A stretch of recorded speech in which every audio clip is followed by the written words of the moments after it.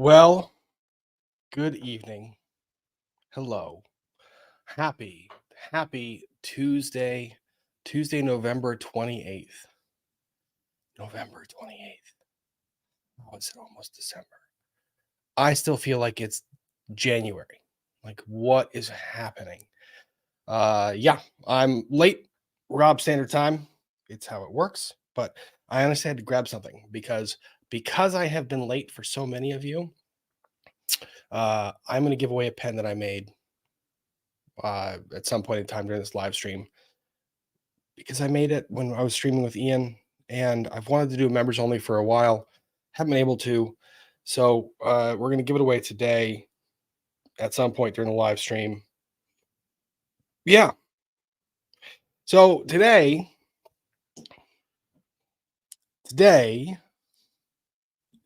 is a return from Thanksgiving, the Thanksgiving holiday. I apologize for being out of contact. For those of you who sent me the motions, the jury, the motion for a new trial based on juror misconduct. For those of you who are very curious as to why I wasn't commenting on it, what was I doing? Why wasn't I commenting on it? Oh my gosh, is Rob scared? No, I'm not scared. I'm not scared about it. I know that I was mentioning the motion. I think the motion itself brought about some responses in me that I think I'm going to be sharing a little bit later because, yeah, and we'll get into it. Featured heavily in the motion was, let me see here, was this cast of characters, not heavily in the motion, but this cast of characters got a shout out.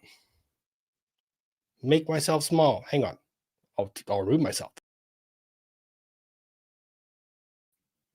That cast of characters got a shout out. The jury box, the Rob jury box, Rob's Rob bots. For those of you who don't know what those Rob bots are, those Rob bots are robots that were made by a viewer of this channel, Kristen M96, whose birthday is tomorrow. Oh my gosh, birthday's tomorrow. So what I was going to do was do this. Let me pull this up. Of course, I'm not ready to share the screen. Why wouldn't I be? You know what? Because let's go ahead and do this. Buttons. So the robots of the Rob bot jury. What are the robots? For those of you who are new to the channel, there was a moment during the Depp v. Heard trial, which is what got my start on this lovely thing called YouTube. The moment during that trial when some media outlet decided that they wanted to call a lot of people that were commenting on the trial random individuals that really didn't have a place. And they actually kind of suggested that the activity surrounding the trial was fueled largely by bots, implying that me, one of the individuals covering it, was a bot. So that's why the members of the channel will see this lovely little robot that you can add as an emoji. That's the Rob bot. So the robots, Kristen M96, thought they were cute and decided that she was going to make me robots.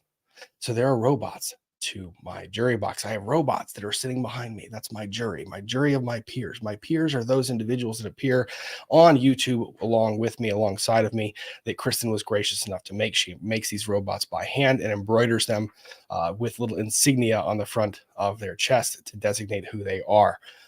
Beginning top left, you have David, Prototopics, in red, next to Mrs. Hoglaw in pink, next to Hogue, Richard Hogue from Hogue Law in blue, then Uncivil in orange. Beneath Uncivil is Emily D. Baker, who has insignia on the front of her, says, I have questions. I have lots of questions after this motion.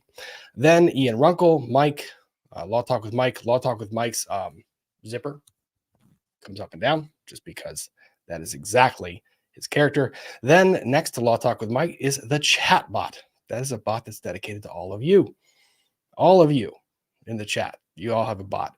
Then there's Joe Neerman, Boss Attorney Bree, and then the shop bot.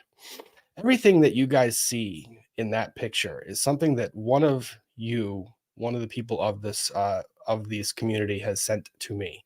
Several of the items are handmade, including that lovely little crocheted individual that's standing up right there. That's apparently me. because the robot jury was there, but I wasn't there all the time to preside and to make my argument to the jury. So Kristen M96, who made those robots, I understand she might be in the chat. Well, a couple of different viewers also sent me a gift to make to you for you. Now, the people you have to thank for this, Kristen, are Celine, Celine and Nicole. Hope that you would be willing to make a custom seam ripper for Kristen M96 on my lathe, which I would be delighted to do. So they sent the hardware, and I'm going to go ahead and make that. And as much as it pains me, I'm going to use Clemson colors because I know that's your favorite. So I hope you have a wonderful birthday. That's just a little bit of a caveat not caveat. That's a little bit of a prequel as we get into the subject of tonight's live stream. Oh my God. Yep. You're getting a custom seamer. I'm going to make that, put a little bit of myself into that. And you've got Kurt in here. Kurt in here is taunting me with go Tigers. Go Tigers. I can't really say that. Well, I can because we beat them this year. Go Wolfpack.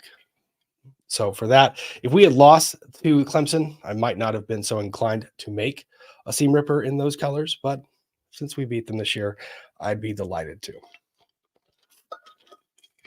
So, yep.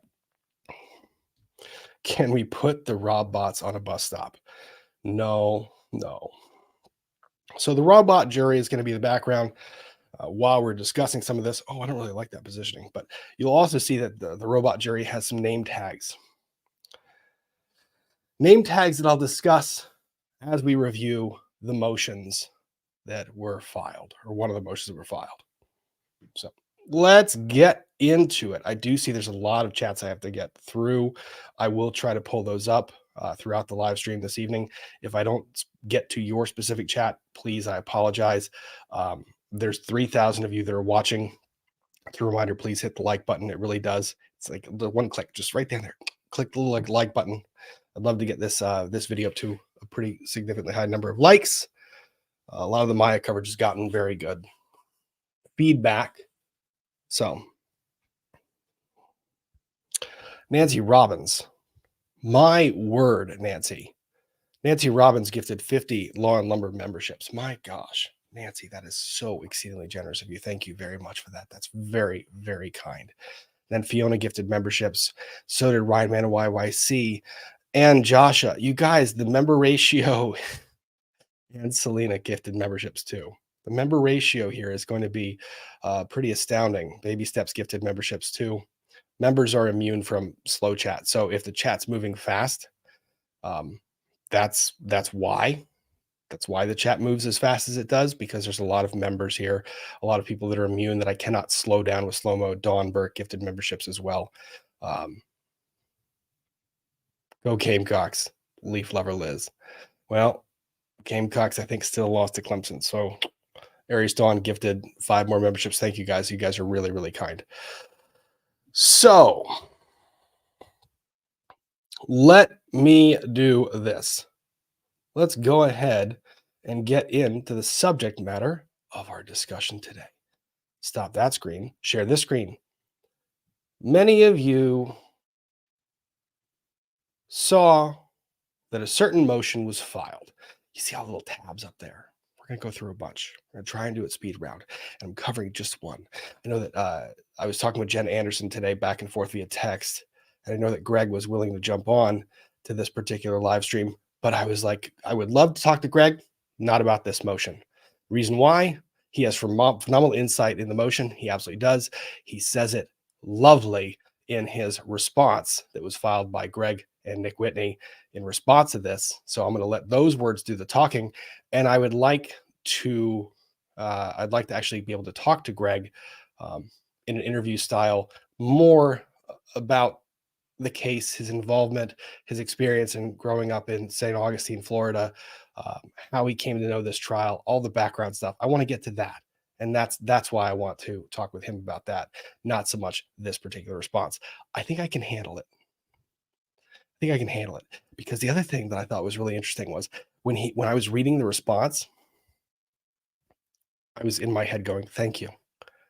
Thank you for saying a lot of the things that I wish could have said. Basically, writing into a pleading what I would have written had I had the opportunity to file a response in opposition to this particular motion. So, without further ado, let's go ahead and get into it, shall we? What do you think? You want to swoop? Want to swoop to this? I think we're going to swoop.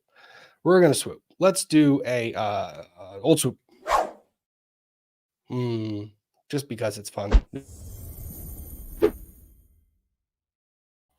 And here we go. Achi. There you go. So what do we have here? We have here the defendant's motion for a new trial based on juror misconduct. Interesting to put that at the very top of your motion and the styling of your motion, because you don't really get there. You don't really get there. And actually, you don't make the direct accusation or provide any evidence of jury misconduct throughout the entire motion. You just kind of ask us to infer it. And I have a big problem with that. Motion for juror interview, motion to open discovery into evidence of juror misconduct. My gosh. An emergency motion to preserve the evidence. Oh no, the robot jury is going to get a subpoena. I dare you. So, defendant Johns Hopkins All Children's Hospital, JHACH, by and through undersigned counsel and pursuant to the following rules of Florida civil procedure, moves the court for an order permitting an interview of juror number 1. Footnote, opening discovery and evidence of juror misconduct, requiring the preservation of certain evidence on an ongoing basis. Oh, dang it. Wait a minute. Oh no, this one didn't catch it. Give me 1 second. Let me pull this down real quick while I talk about this. Hang on, all tools. Let's go ahead and do that. Let's make sure, because what I did notice was, find text and redact. Give me 1 moment. 1 moment.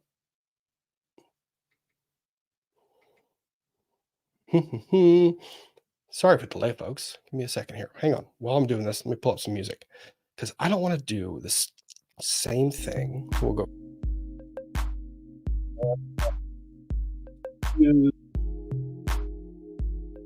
Where are my tools? There are my tools. Let's recognize text, this file. Go ahead and recognize all of that text, because I don't want to do what JHACH did. Let's see, I thought they had corrected it. They did correct it.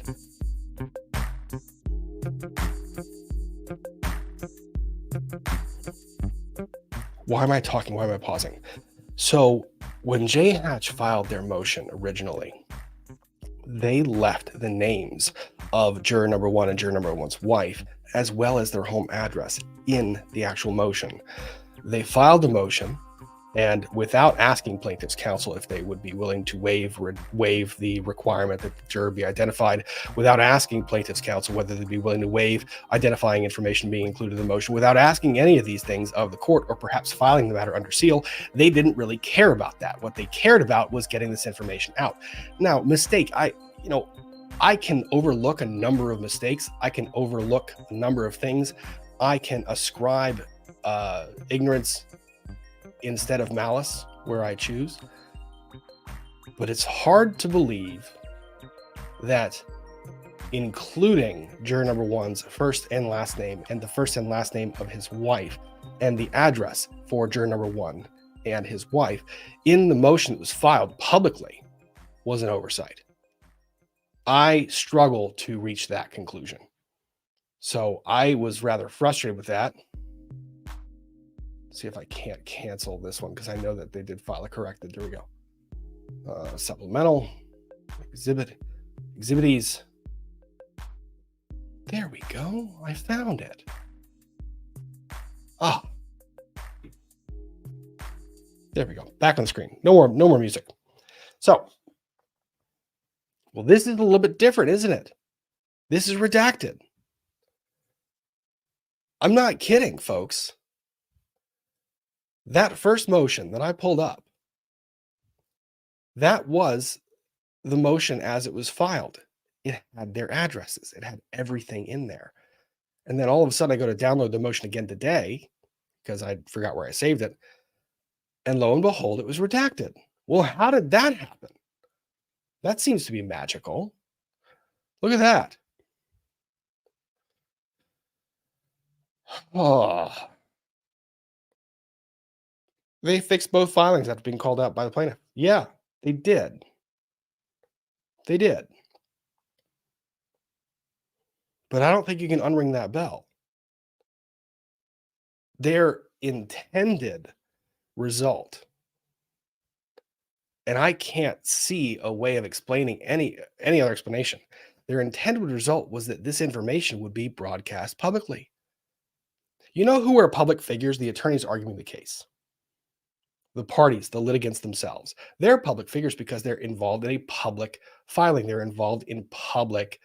Uh, they have brought themselves before the court. The juror hasn't done that voluntarily. The jury hasn't done that voluntarily. They were brought into court by a summons. They were summoned to be there to provide a civic duty. And while the information is public, which I'll explain as we go further, the only reason of including that information in a publicly filed motion that they know is going to get attention is essentially doxing them. The hell is wrong with you? The hell is wrong with you? I redact information in all of my pleadings. You're required to. So this pissed me off right at the beginning. So, Florida rule for civil procedure states that a motion for jury interview must state the name and address of each juror to be interviewed and the grounds for challenge that the jury believes may exist. Well, it's funny because that could have been waived had you discussed the matter with plaintiff's counsel. And I'm sure that plaintiff's counsel would have said, no, you don't have to include that in your damn motion. While this motion will refer to juror issue as juror number one, well, they use. This is the other thing about this. That's a red herring. While the motion will refer to the juror at issue as juror number one, no, they repeatedly refer to him by his last name. That juror is identified as now redacted, whose address is now redacted. Thank you for now redacting it so that people who downloaded it 5 days later don't see the name and address. 5 days later, more than 5 days later, probably. So that's what we got. So they want to now preserve the evidence on an emergency basis. Well, some of this stuff is preserved online. And they want to grant a new trial based on juror misconduct on the grounds set forth herein. Grounds set forth herein. Footnote. In addition to the matter set forth herein, defendant maintains that juror number one demonstrated prejudicial bias in plaintiff's favor throughout the course of the trial, warranting his removal as a juror. Well, here's another pro tip for you. If you're going to go ahead and say this in your footnote, why not? You know what? Go ahead and shoot yourself in the foot. Go ahead. If you are alleging that information has come to light after the fact about juror conduct during the course of trial, that might be a basis to seek relief from the court. If you were aware of it during the course of trial, if you had reasonable suspicion, if you had a reason to believe that maybe we need this information or discovery during the course of trial, heck, if you wanted a juror excused from the jury, you can make a motion mid-trial. But no, rather than do that, they waited to file this motion. And in this motion, on page 2 of this motion, they openly admit that they knew or had reason to believe this would be a problem during the course of the trial. You know what that is? That's waiver of an issue. You suspected it would be a problem. You didn't raise it back then. You can't raise it now. Therefore, defendant incorporates herein its motion to disqualify juror filed on November 2nd. See, they did, but then that was denied. As further support for defendant's request for a juror interview and new trial based on juror misconduct. All right, let's go on. We're going to give them the benefit of the doubt for the time being. Introduction, according to Florida Supreme Court, potentially harmful juror misconduct, including, quote, contact with a juror during trial about the pending matter, is presumptively prejudicial. I would agree. A party seeking juror interview does not have to conclusively establish that the alleged juror misconduct occurred and actually prejudice his case. 1986 case. I think there's a more recent case.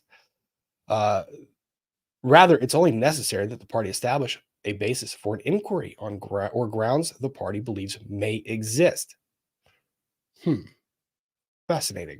Once improper contact or juror misconduct is established by a juror interview, the moving party is entitled to a new trial unless the opposing party can demonstrate there's no reasonable possibility that the juror misconduct affected the verdict. The new trial based on improper contact may be required under some circumstances as a matter of public policy for the purpose of maintaining confidence in the integrity of jury trials. Please tell me, please, JHACH, tell me how your primary focus is maintaining confidence in the integrity of jury trials when page 1 of your motion doxes the juror in question here. Please tell me, explain that to me. If I was Judge Carroll, that would be one of my first damn questions. Please tell me how you're maintaining confidence in the integrity of jury trials when what you have just publicly stated in a public filing is that if you reach a verdict that is disfavorable to our client, we will post your information that would not have been otherwise obtainable in a public filing.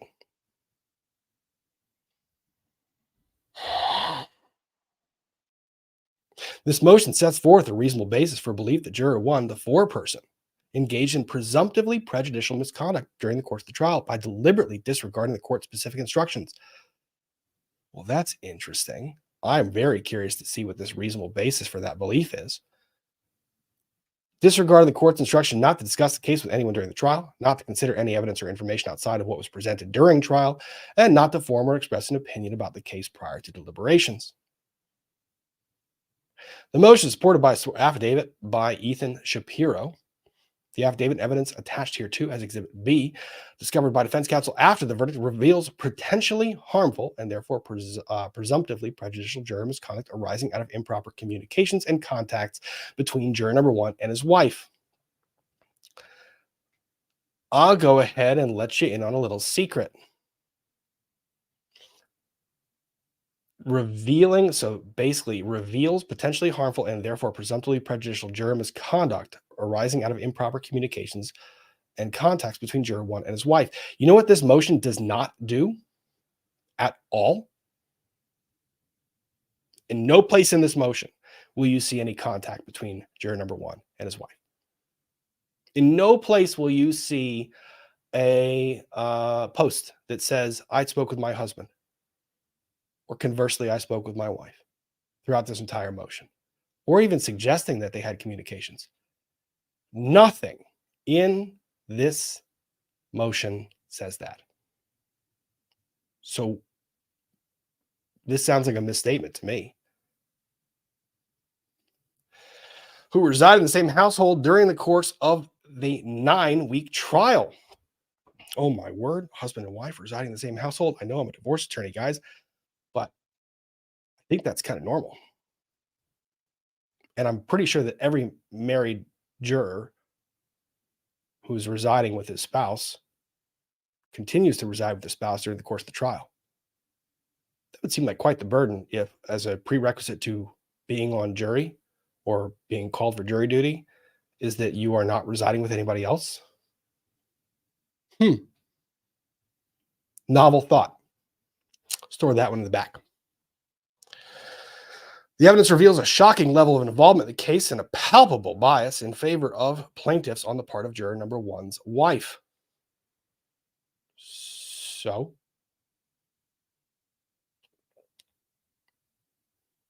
I know I repeat myself a lot, but so what? That's not juror number 1. One might call that misogynistic, as well as social media posts sharing, quote, inside information. What is with that? You know what's not cited here? Anything These are scare quotes. Social media post quote sharing quote unquote inside information. Blank could have only obtained from her husband. My gosh, the gall. Shocking gall. Considered its totality, the evidence provides a reasonable basis for a belief that the juror number one disregarded his juror oath and this court's instructions by engaging in improper juror communications and contacts. Where the hell do you actually find this? Where? Where in this entire motion are you actually going to get to that level of understanding? Juror number one's own post-verdict involvement on social media corroborates defendant's belief that the blank engaged in improper contacts and communications regarding the case informed a shared bias in plaintiff's favor as evidenced by the verdict. Oh my God, they decided against you. Oh no. And after he was released from his admonishment and his restrictions on communications, he decided to take a look at what was being said.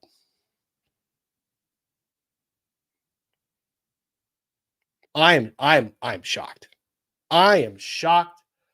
I am dismayed that a juror that was sitting on a trial that lasted 9 weeks would hear from the judge that they are free to talk about the case. They are free to do research. They are free to inquire and obtain information. They can look up anything they want.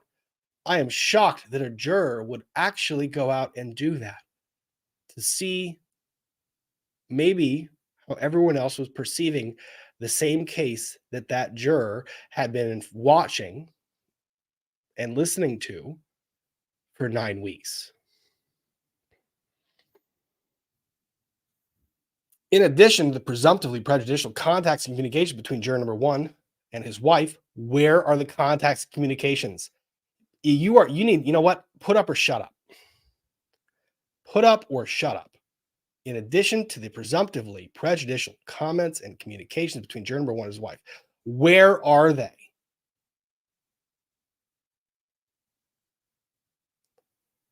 The evidence warrants a juror interview. Nope. And a new trial for the added reason that juror number one's wife's involvement on social media during the course of trial, her undisguised bias in favor of the plaintiffs. Surprise, we all have people in our lives that have unvarnished opinions, especially on a case of this gravity.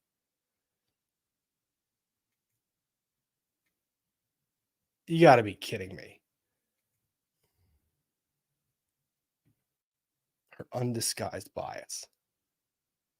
And her alignment with social media influencer closely linked to the plaintiffs. No.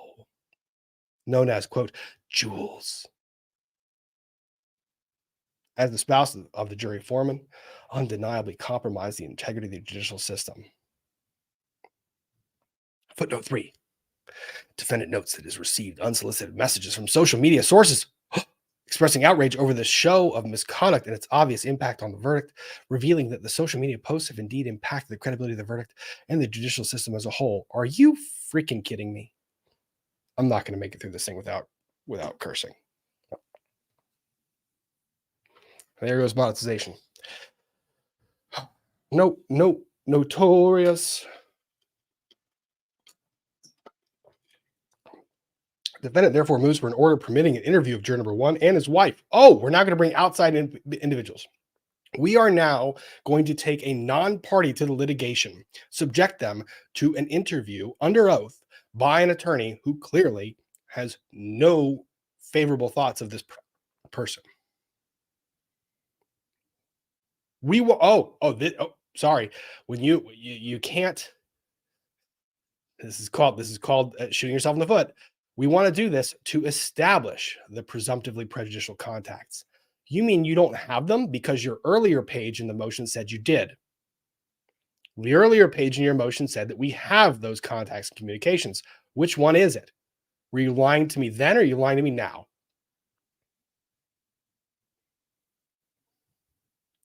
Defendant additionally moves for an order permitting discovery of information establishing juror misconduct by juror number one, as well as an order requiring juror number one and his wife to preserve evidence. Oh, now we're going to get their phones. Now you want their phones. You want their phones, including text messages, social media activity, and other electronic data pertinent to the communications and contacts with one another and with other third parties regarding the case on an emergency basis to avoid spoliation of evidence. Fuck off. They want a full-on investigation. They want subpoena power. They want power of deposition. They want to go down a rabbit hole that involves subjecting two citizens, not parties to the litigation, to intense scrutiny based on a desire to find contacts and communications.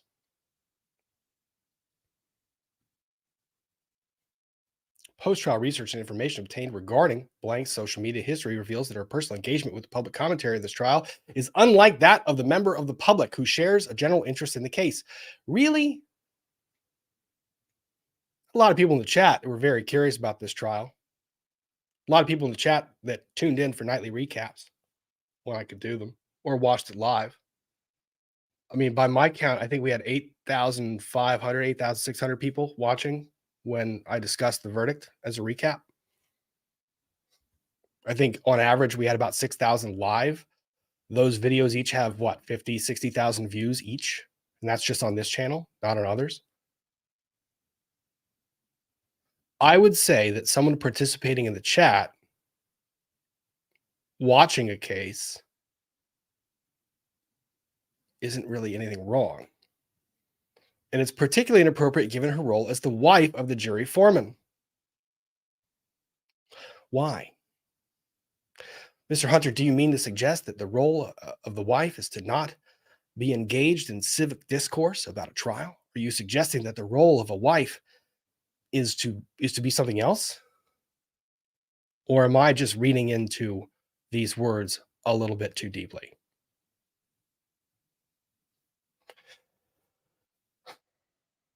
The wife's social media post foreshadowed questions from juror number one of the witnesses. Well, gee, I wonder if a wife might have a pretty good read on what her husband is likely to be thinking.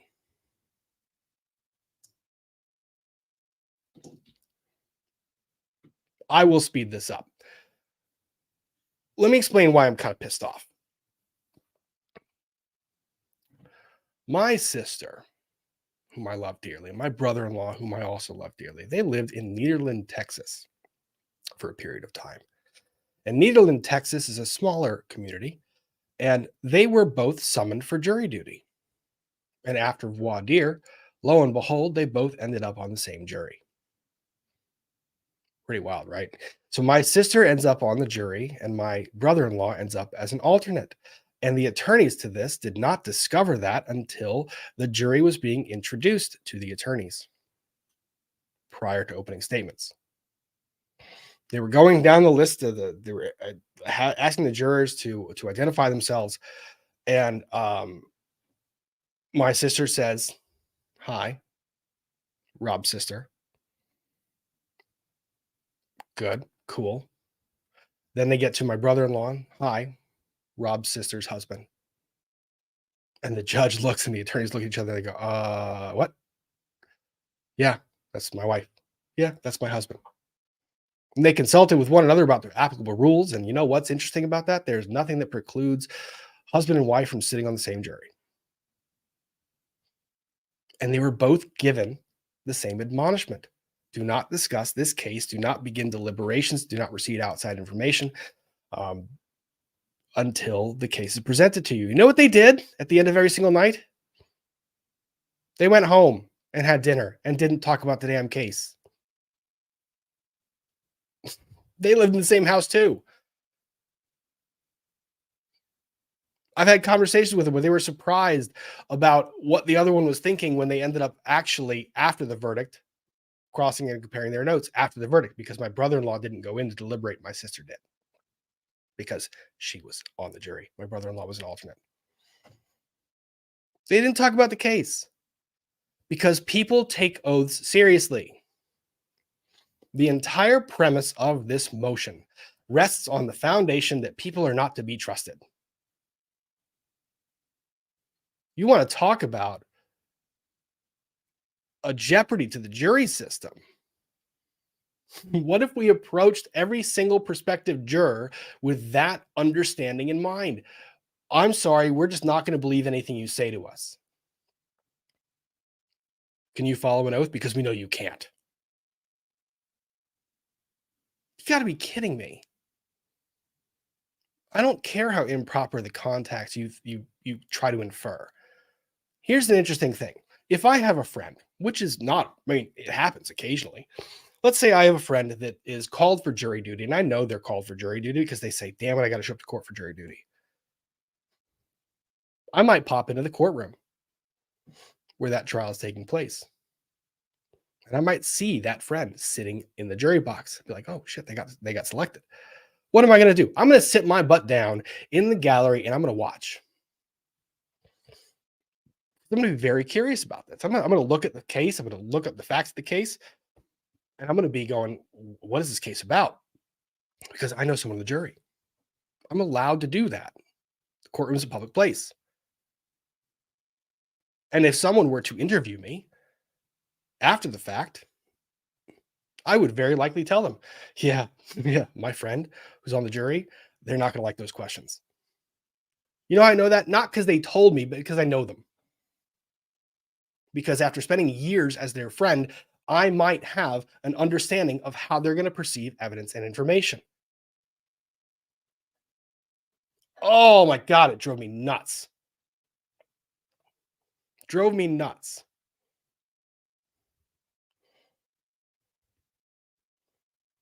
So nuts that I need a break. Here, Dr. Chopra. Dr. Chopra, give us a break. I don't want that. Dr. Chopra, I need a break.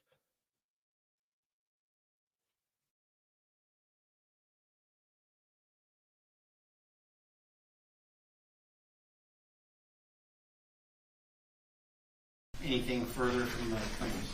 No, Your You didn't see. You don't understand. The jury actually gets asked questions too. Are you serious? It's a nice day. Plaintiffs, are there any follow-up questions? Yes, Doctor. Part of your review. I'm only going to owe you $1. Is there a One question, $1. is there a stop here? Do you have a button to push for stop? I told you I'd pay you your $1. Yeah, it's going to be quick, I promise. Just to follow up on one of the jurors' excellent questions. Those are the potential, yeah. Okay, I owe you $3. Oh, yeah, I know. And $4 there, $7 today. My day is done. He hates me. Thank you for being here, and have a good afternoon. Thank you very much. Okay. Well, Ethan Shapiro liked the jury at that point in time. He was friendly with the jury at that point in time.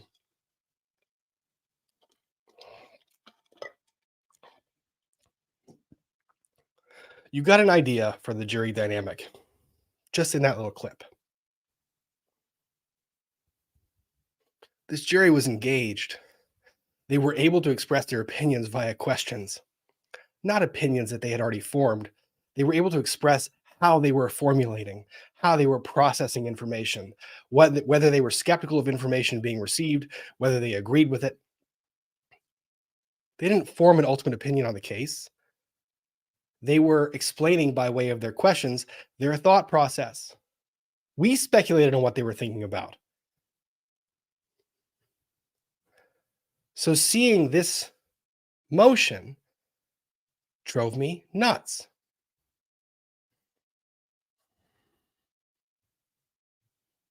The posts by the wife give reasonable belief and concern on the part of the defendant that the jury's verdict has been tainted. Why? Why? And the defendant has been deprived of its right to a fair trial before an impartial jury. I disagree rather fervently. In addition to her posts, her presence at trial casts further doubt in the integrity of the jury verdict. I just explained to you. Courtrooms are public places. Are people not allowed to know? No, wait, let me rephrase this. I'm the lawyer. Let me rephrase this.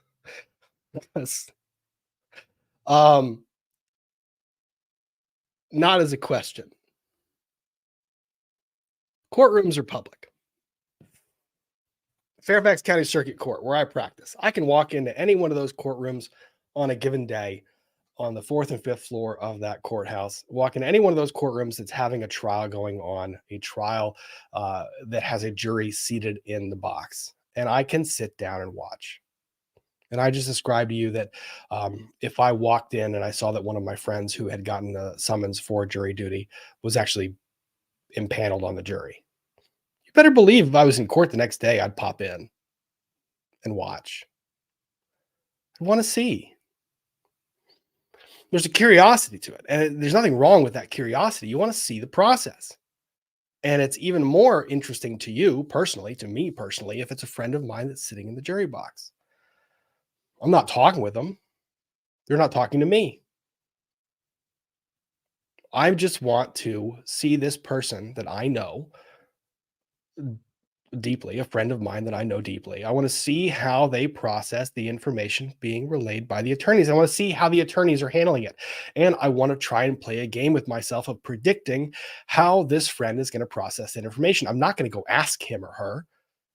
I'm just going to sit back there and I'm going to smile. And I'm going to listen. Heck, I might take notes. And what I'll probably do is if it's a trial that's of public significance, I might go run out and be like, hey, I know someone in the jury. Really, Rob, you do? That's amazing. Do you know how they're processing the information? No, but I know them pretty well. I can give you an idea. You want an idea? They hate everything the defense is saying. Or they hate everything the plaintiffs are saying. Why do you say that, Rob? Because I know them. Because I know they're retired law enforcement. Or I know something that didn't get asked during voir dire because I know that person more comprehensively than the attorneys who were asking based off a questionnaire. Doesn't mean anything bad. There's nothing wrong with that. It drove me nuts reading this. And the way I explain that, I hope that it drives you guys crazy too. If one of you were to walk into a courtroom, any courtroom, and I would encourage you to do it, please. I would very much encourage you to do it. If you find yourself in court, say, hypothetically speaking, for a traffic matter that you did not at all do anything wrong, breaking the law, no speeding. But let's say that you were wrongfully brought in on a trumped up speeding charge, right? And that gets dismissed because you were not speeding. I would encourage you to pop your head into the other courtrooms. See how it works. Watch the dynamic. Watch the jury, watch the attorneys, watch the judge, watch the bailiff, watch everyone there. Learn. Courtrooms are not supposed to be this,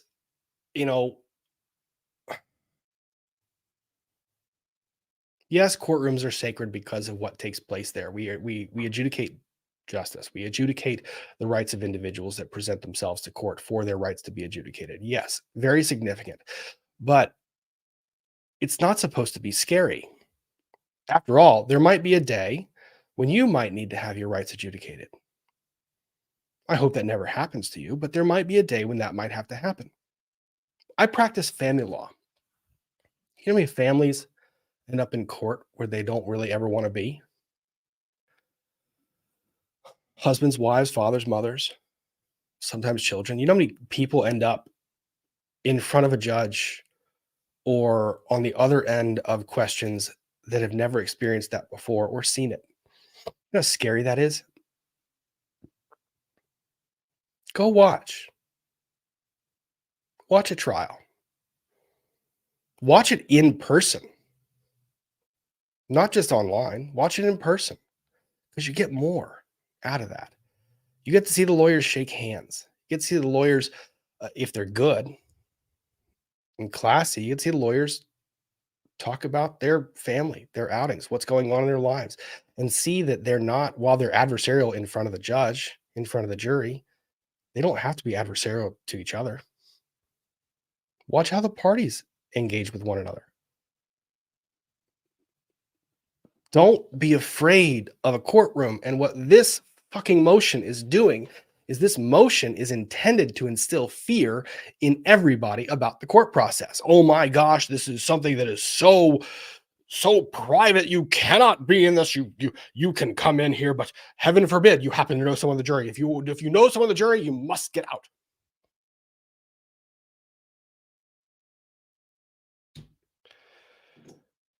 Oh, it's so upsetting. People are pointing out, yes, I'm on page 5. I'm going to get there. We're going to go pretty fast. Jules, the de facto agent. Oh my gosh, Jules, you were giving advice to the attorneys and they probably took it. How many times have I told you guys? Rob, you should tell them. Nope. They have a plan. Now, I will yell at them from beyond screen when they're running short on time, Greg.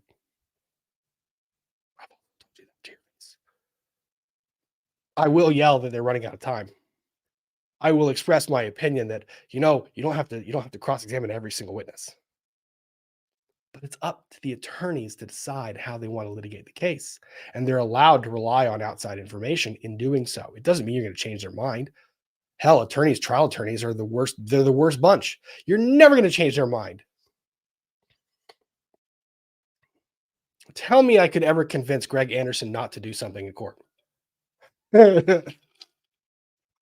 Oh yeah. Let's see how that plays out. Greg, I know you've had this case in front of you. I know you have represented these clients since 2018/2017. I know that you've represented the clients for years and years and years, and you've gone through all the discovery process and all the motions, the 52 motions for summary judgment. I know you've done all of those things, but hey, listen to me. No.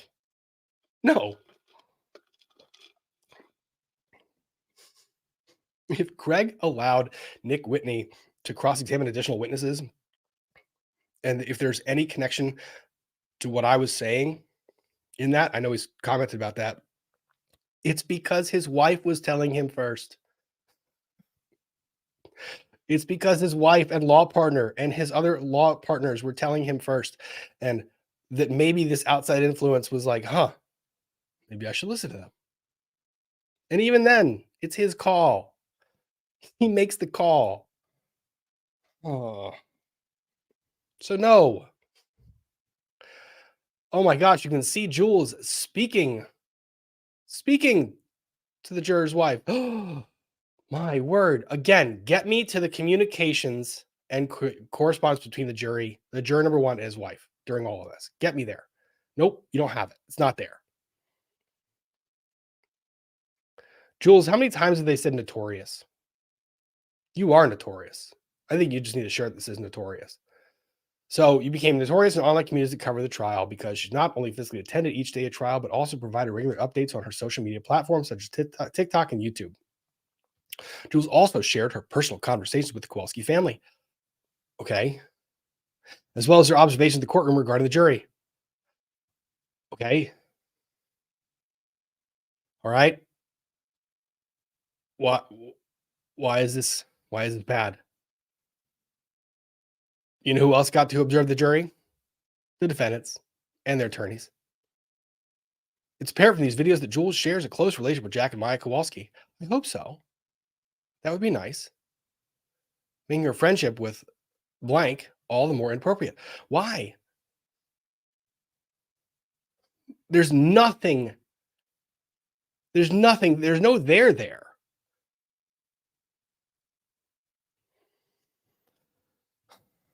Post that Jules made that demonstrates that she had an intimate knowledge of what was going on in court. Oh my gosh, shocking, because she was there and she communicated with the people that were there. There's nothing that prohibits that from happening. We have the First Amendment right to communicate and publicize what we see and hear in public settings.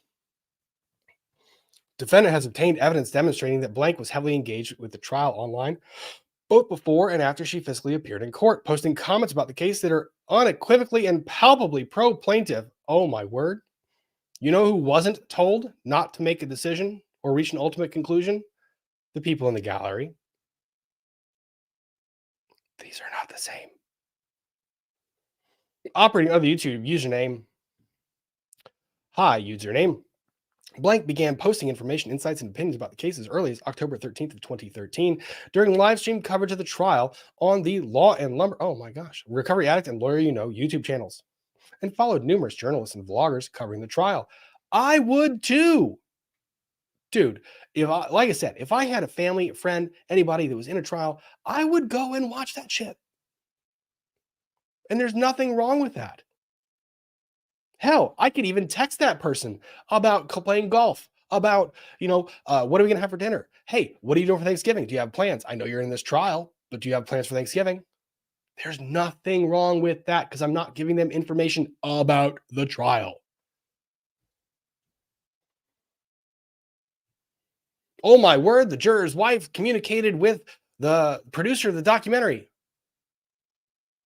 I don't care. You have drawn no connection other than the fact they reside in the same home. And surprise, surprise, people take oaths seriously, particularly, in my experience, law enforcement, attorneys. On a daily basis, she spent hours online engaged in commentary about the trial proceeding. Well, you know who she wasn't talking to during that time? Her husband. Both in real time and after the jury trial. The trial day had ended and the jury was sent home. Wait. Engaged in commentary about the trial proceeding, both in real time and after the trial day had ended and the jury was sent home, including her husband. Was the husband not supposed to go home? Was he supposed to be sequestered? Are all spouses supposed to be sequestered? Well, that'll make my profession, divorce attorney, a little bit more. Yeah. These social media platforms transmitted commentary to audiences of thousands that exposed blank and brought into the household information about the trial that juror number 1 should not have been aware of, as well as evidence not made available to the jury. Okay. So information was going on in the household. Surprise. Information is often in the possession of one spouse or another, and it doesn't automatically mean that it goes to the other spouse. Hey, wives, ask your husband what you're doing this weekend after you've told them 4 times. See if they have that knowledge. Stereotypical? Yeah. Accurate? Maybe. Even donated money to the YouTube channels, thank you, that offered both live coverage and reaction commentary to the trial to ensure their comments would be spotlighted to the thousands of individuals that tuned in to live stream broadcasts. Well, I haven't done a very good job of that, and I should probably do that. D to D, thank you for the very generous super chat. This case broke, super chat. Oh my gosh. D to D, I really hope that you're not a spouse of a juror right now. This might be misconduct. That was entirely sarcastic, by the way.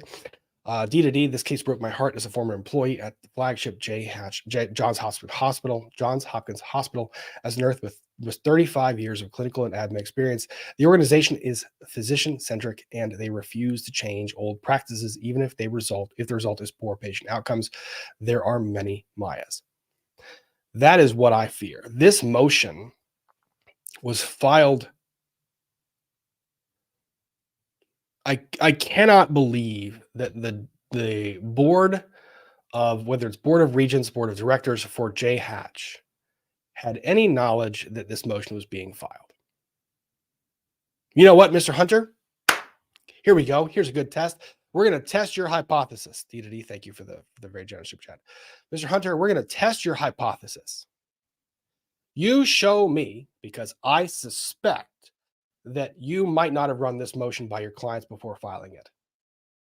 I suspect that. Why do I suspect that? Let me explain why I suspect that you didn't run this motion by your clients. 1, how much was it going to cost them to file it? 2, what was the likelihood of prevailing on the motion? Did you give them odds? What was the percentage they were going to win on the motion?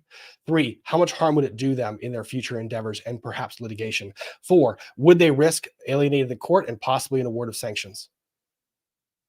Did you discuss that with them? Because I have a suspicion that the hospital and the board of directors of the hospital, had they been presented with those, would have never gone along with the filing of this motion. Mr. Hunter, I have a suspicion. Do I now get to depose you? Do you have to sit down in front of a court reporter and let me ask you those questions? And do I now get to see your phone? I now get to see your phone because I suspect that you didn't run this by your client. Give me your phone. My suspicions, I'm going to prove them with your text messages. I just need to see them first. Because I can't believe that you did prior to filing this motion. Because in my assessment of everything, given the world of knowledge that I have, as of this date, no reasonable person would have said, hey, attorney, go ahead and file this. Oh, and by the way, include their name and addresses. I think my suspicion is well-founded. Mr. Hunter, I'd like to see your phone, please. That's not how that works.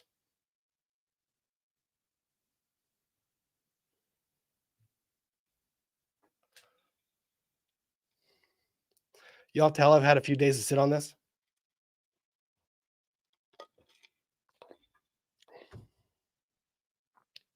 It strains credulity to believe that you consulted with your attorneys. No, that's not what the motion says. Oh, it strains credulity to believe that the blanks were not discussing the case in violation of the court's instructions. You see how when I phrase it as far as it strains credulity to believe that you consulted with your clients before filing this motion. When I swap those words out,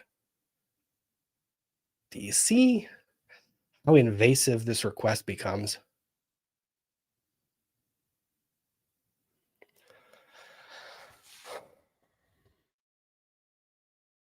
To the contrary, the evidence provides more than a reasonable basis to believe that they were exchanging information and beliefs regarding the case. Really? Where? And about defendant's predetermined culpability in violation of court's instructions in Florida law. Nope.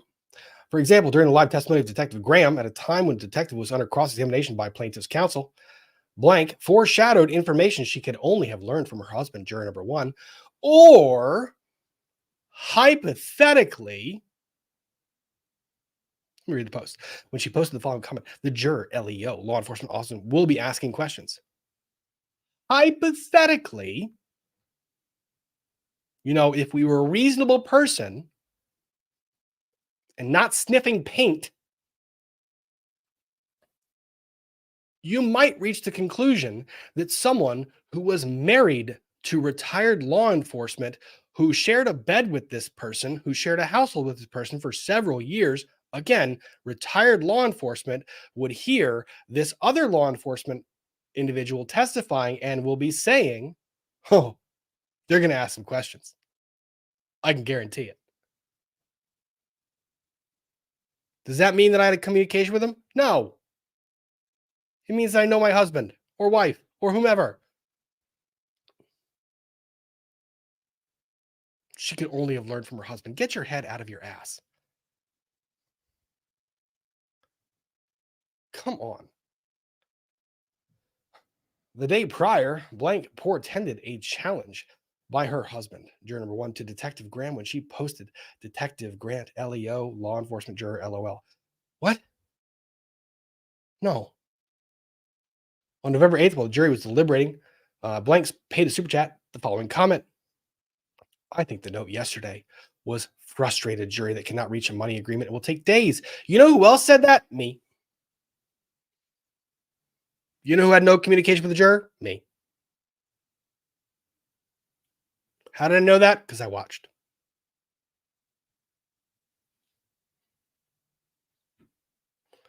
She was apparently interpreting the juror's thoughts in relation to juror number 1's questions the day prior regarding a request for a report by plaintiff's economist expert. Yeah. She was interpreting the thoughts as someone who knows the person doing the thinking. And she was right because she knows her husband. What? None of this makes sense. None of this makes any effing sense whatsoever. I'm sure that the spouses that are in this chat right now can probably look at their spouse. Let me do it. We're going to experiment. Look at that spouse, and then you tell me if they have a habit of snoring or leaving laundry in a certain location, or the second you sit down asking you to go get something. How would you possibly know that without having prior discussion with them?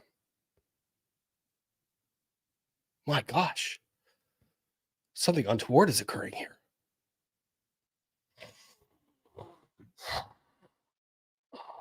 Her comment contained inside information she could only have obtained from her husband by nature of the fact that she was married to him, not that he told her, you jackass. Halloween, the day after the testimony of Catherine Beatty, commented that the jury did not like Kathy Beatty. Maybe because she was watching. But how could she have known if the jury liked Ms. Beatty? Gee, I wonder. Have you ever looked at somebody and said, oh, they don't like them? Because they scowl, because they look away, because they do certain things that give you the impression they don't like what they're hearing. It's called human observation. Had you practiced a little more human observation, you'd have known your case was going sideways. Had you practiced more human observation and actually paid attention to the jury that you were trying the case in front of, maybe had you done voir dire a little bit more carefully and, I don't know, maybe not allowed a retired law enforcement officer of Eastern European descent who might or might not be a Catholic on the jury. Had you, defense counsel, engaged in a little bit more human observation, maybe this outcome would have been different. I doubt it, but maybe.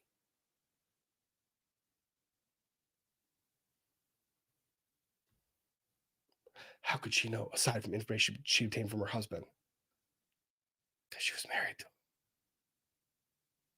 And how could she have known that the jury did not like any of the other defense witnesses except from information communicated to her by juror number 1? Because she was married to him. And she saw it. Other comments and posts by blank reflect that she was doing more than inappropriately engaging with the trial proceedings. That word, you keep using that. I don't think it means what you think it means. She was even monitoring the court's docket and reviewing court filings. Oh my God, a public court website with court filings and a public docket. You know who else was doing that? Me.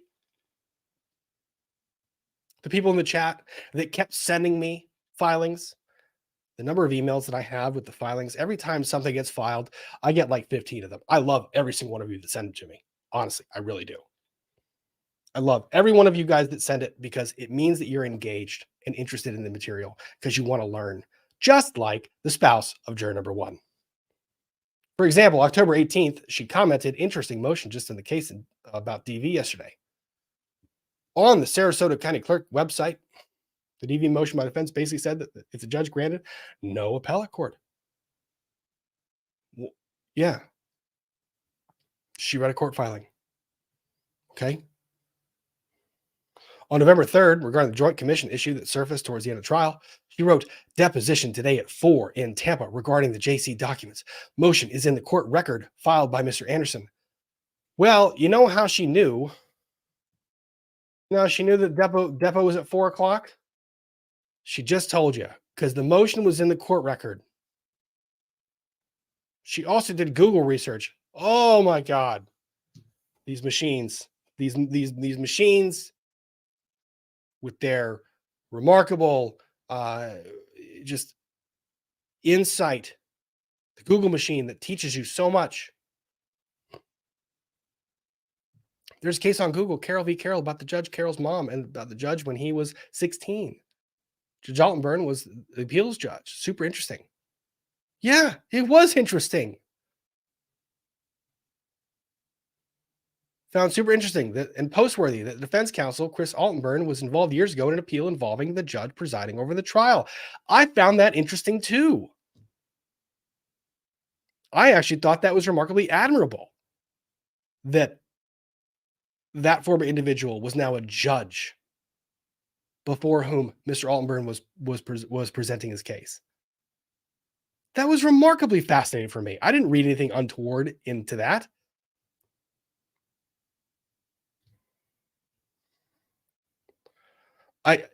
Every comment that we go through, none of it None of it tells me anything.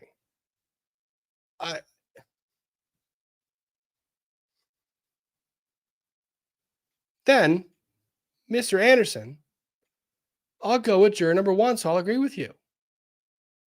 Given the opportunity to exclude juror number 1, Mr. Anderson was leaning in that direction. Consulted with his client said no.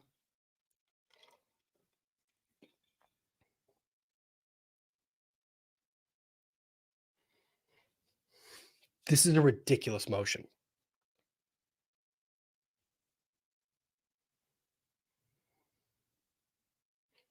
My client feels more comfortable with juror number 1.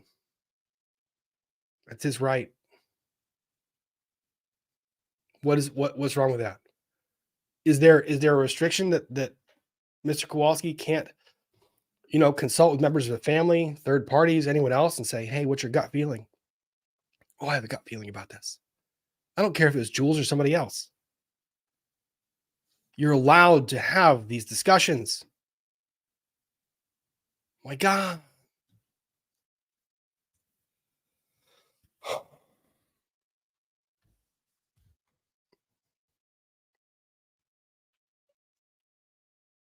Turning to Jules, I think it was looking at other witness Richards. I don't care who he was looking at. I don't care. Why does any of this matter? None of this matters. You know who else's wife is all over the place? Ethan Shapiro's. We'll get to that in the plaintiff's response.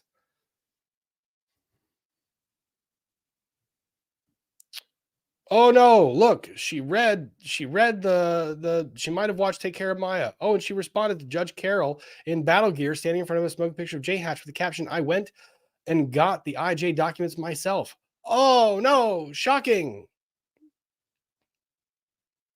She has an opinion. Is this really where we are? Like where wives are not allowed to have opinions anymore? Mr. Hunter, is that what you wanted to say? I'm just inferring something from the statements. We'll get to why that inference is frustrating to me later.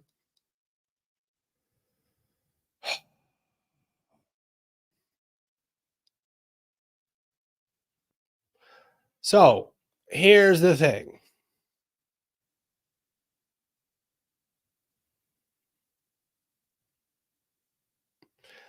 The day after the verdict was announced, someone, the wife, posted a picture of juror number 1 on Take Care of Maya Facebook group, thanking everyone who stuck up for juror number 1. Because he's allowed to then look back at what was taking place. He's allowed to go back and look at commentary that was being made about him on the damn jury. The same day, juror number 1 posted the following comment in response.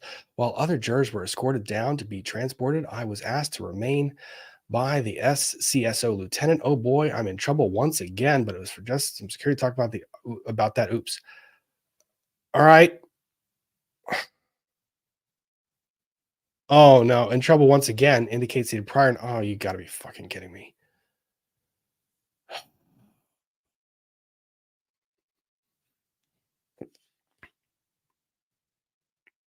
This is so stupid. This is so dumb. This deserves to be shredded, lit on fire, cast into the sun, buried, grow back as a plant, cut down as a tree, turned into wood, burned again. Oh.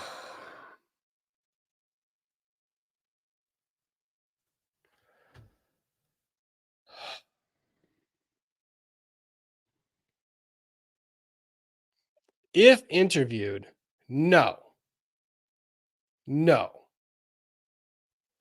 Defendant expects juror number 1 to respond with a self-serving denial. You little shit. A self-serving denial of any communication with his wife about the trial. But on Facebook, juror number 1 loved a comment by a user praising the fact that his whole family was able to come to court and observe the trial. Why does this get you anywhere near juror number 1? Mr. Hunter, I can tell you the last person whose ass is sitting in a chair across from juror number 1 is going to be you. because I cannot see a world where Judge Carroll, who spent 9 weeks of trial, protecting this jury, allowing you, Howard Hunter, respectfully, you, who also told the judge he didn't know what he was doing, that you didn't agree with him and weren't going to agree with him, that he wasn't giving consideration to your arguments, you who scowled at him and got admonished twice, you who fought with your co-counsel at the co-counsel table. I cannot imagine a world where Judge Carroll says, you know what? It's a good idea. What harm can it do? I'm going to allow this bulldog of an attorney, and that's a compliment a little bit, to depose a civilian juror. No. In another comment, when a user pointed out that juror number one's wife being in the audience could be a problem for the verdict, juror number one laughed at the comment to mock it. Maybe because he never had any discussion at all. Post demonstrate juror number one's bias. No. He had reached a decision. He was allowed to. That's not bias. That is following the judge's instruction to not form ultimate conclusions about the case until you go back and deliberate. And then when you do deliberate, you reach a verdict. That's called a decision, not a bias. That says hospital liable because that's what the juror found. He's allowed to put an exclamation point on his finding. He's allowed to write a book. He's allowed to do whatever the hell he wants.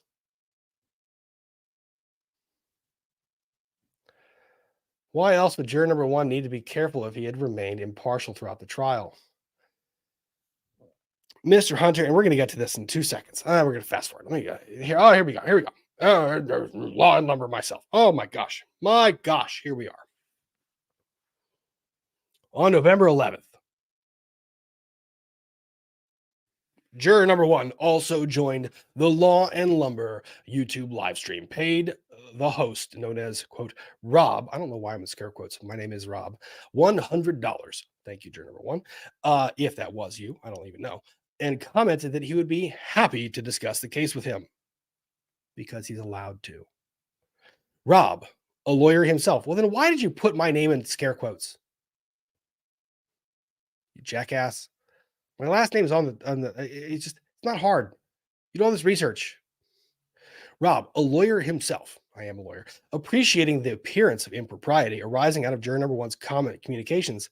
See, now this part here.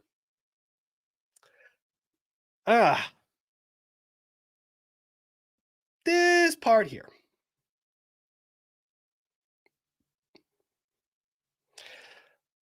I now have the liberty, because I was not, during trial coverage, I was trying to be impartial to all the different parties. And I really did my damn best. I expressed frustration with attorneys.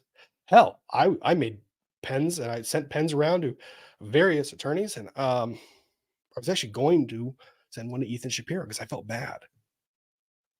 I felt like he was kind of roped into this. I didn't realize I was a little bit off in my judgment. This right here is what pisses me off about lawyers. Some lawyers. Rob, a lawyer himself. Thank you for acknowledging that I am an attorney. But it's this part. Appreciating the appearance of impropriety arising out of juror number one's communications. Mr. Hunter, if you are going to try and infer something from the words that I said on a live stream, at least do it properly. At least do the courtesy of actually including the fucking quote. Don't put words in my mouth. Don't put thoughts in my head. And don't pretend like you ever have a fucking clue of what I'm thinking in a given moment. Right now, you can probably speculate as to what I'm thinking. You probably have a pretty good idea In case you don't have a good idea and haven't been able to kind of draw an inference properly, let me spell it out for you.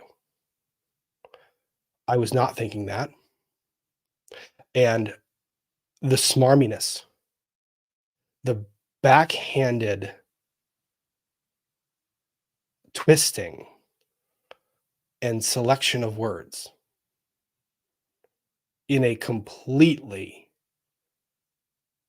disjointed manner that is entirely, to quote you, self-serving,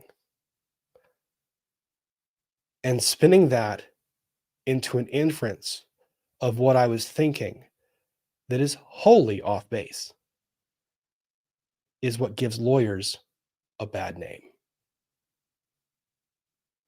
Your behavior in that regard gives lawyers a bad name. If you had cared enough to listen to what I was saying when juror number one, if that is who it was that sent the super chat, if you had listened enough to what I was saying, you might have actually understood that. That what I was saying was that there are attorneys that are out there, such as this action of putting this in this motion suggests to me that you are. There are attorneys that are out there that will take any question and answer that you give and try to place an improper inference on that answer. And you may have done nothing wrong, juror number one. And indeed, I don't believe you did anything wrong.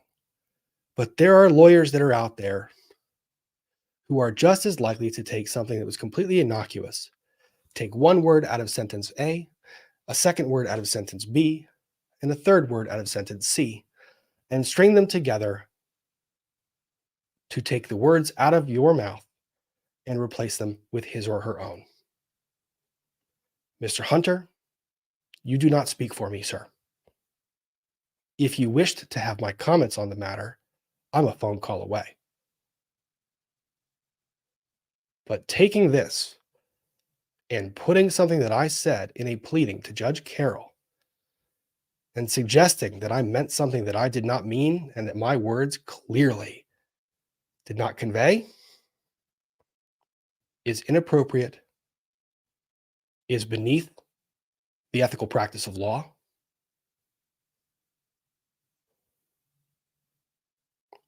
and is remarkably frustrating, especially when at several times in this trial, I was standing up for the vigorous and zealous advocacy that you were giving to your client. Before I learned through the course of the trial that perhaps there was some willful misleading going on.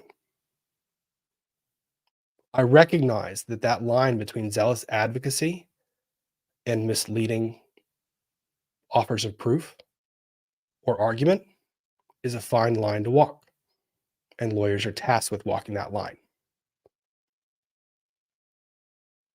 This, taking my words and spinning them in that fashion, showed me what kind of attorney I believe that you are. And that's very frustrating to me because I don't ever want to speak ill of any attorney.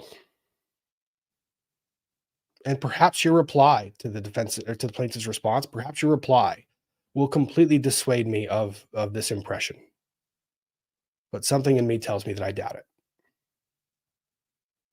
So I am disappointed and angered.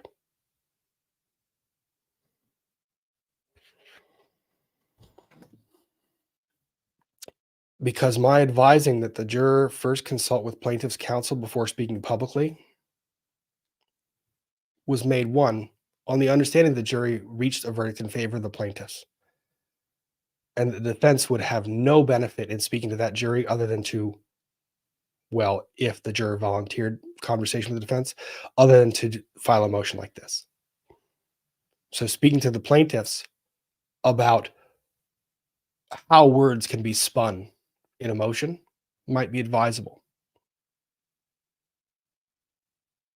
We've seen it before. I didn't infer that anything improper had occurred. I had no knowledge of that. And my words were not meant to suggest that. And I think it was clear from what I said that that was the case. The fact that juror number 1 then removed comments as a precaution against someone perhaps taking their words and trying to make something out of nothing. Perhaps that was advisable. And if I was arguing in front of Judge Carroll, I would probably argue just that. What I was explaining to this juror was in an effort to prevent him and his wife from having their names included in a public filing along with their residential addresses that was essentially a motion bitching about your failure to properly voir dire a witness and your failure to read the damn room. Not the juror's failure. Yours. I think it's about as angry as I'm going to get.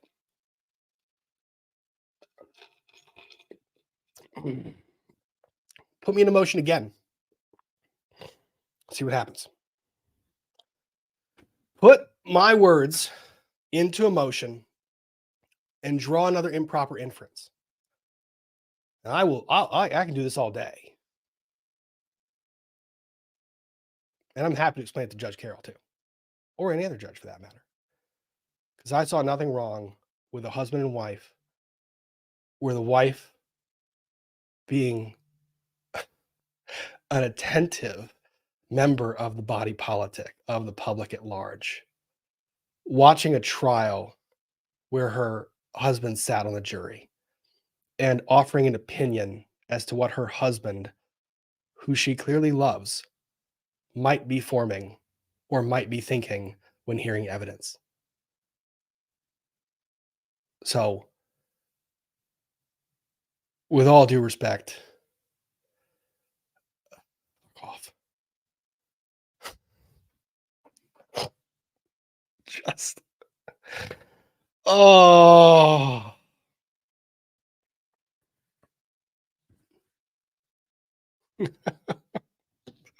Is Emily in the chat? Emily, did you come in to see me rant? God. Yeah, did Rob just say, keep my name out your mouth? I did. Keep my name out your fucking mouth. And if you're going to do it, quote it. However, I do appreciate you including the hyperlink to my video. I do appreciate you including the hyperlink so that people who are reading this can go and check out what I actually said and kind of interpret for themselves what I may or may not have intended to relay. Maybe they can draw proper inference. Oh, God, Mr. Hunter. God, that's something else, my friend. Something else.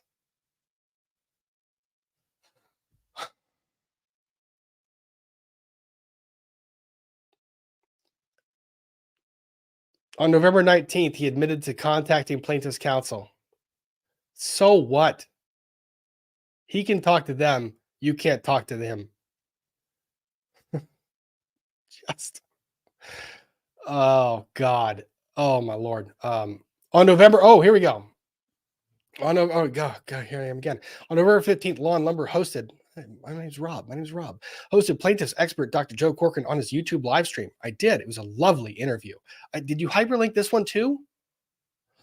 Come on, Hunter. Do better. Give me the hyperlink. Where is it? Is it there? Man, you know what? You quote it, but you don't throw a link to it. Rude. Dr. Corcoran spoke about his view that the video from the then current CEO and then interim CEO of Johns Hopkins All Children's Hospital should not have been excluded in the punitive damages phase, and that if it had not, you can ask juror number 1 that would have put another 0 on the punitive damages. I think every juror would have put another 0 on the punitive damages if they saw that video. In response, juror number one commented would have added 14 zeros, which is why it was excluded. Oh my gosh. Shocking, Mr. Hunter. The juror did not add 14 zeros. You have just defeated your own argument. Yeah, this is a good point. Hang on. This is a really good point. Where was this? Why did they put Rob in quotes? They put Rob in quotes, but Law and Lumber was not. Rude. I'm not even a person anymore. I am a robot. I'm a robot.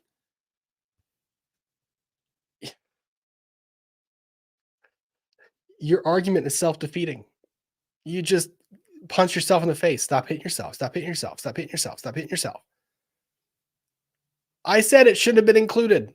I said the judge was proper in excluding that information from the jury, because it is very inflammatory. And the jury, having seen that with what they had just found, would add another couple of zeros. And juror number one said, oh shit, if I had seen that, I would have. What is that? That's the exact same. Huh?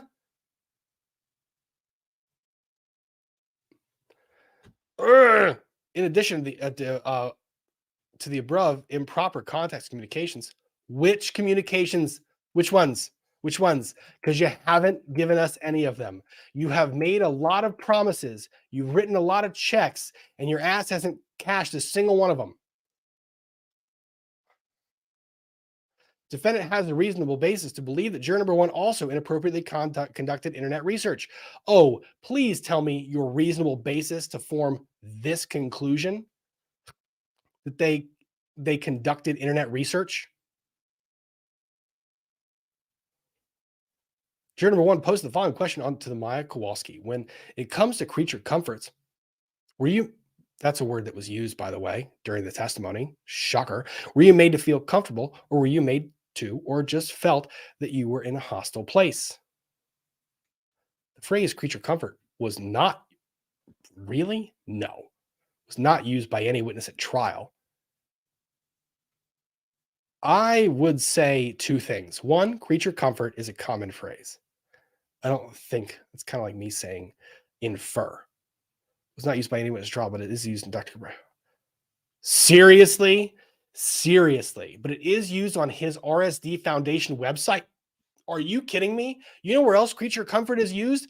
Everywhere on the fucking internet. I'm sorry.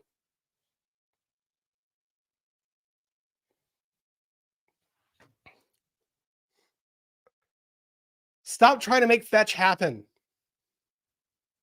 Fetch is not going to happen.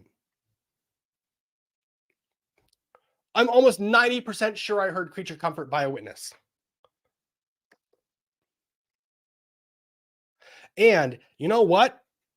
If this little phrase here,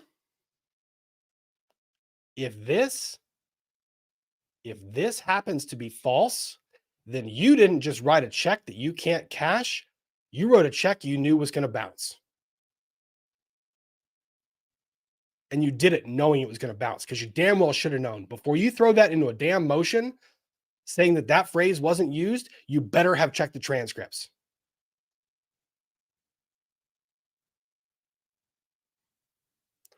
Moreover, in videos on the website depicting, oh my God, we're making fetch happen. We're making fetch happen. Often uses the phrase creature comforts when speaking to patients in the circumstances under which ketamine treatment is most effective. You know who probably used that during their testimony? Dr. Kirkpatrick. It is defendant's reasonable belief based on the foregoing that juror number one visited Kirkpatrick's website. Are you fucking kidding me?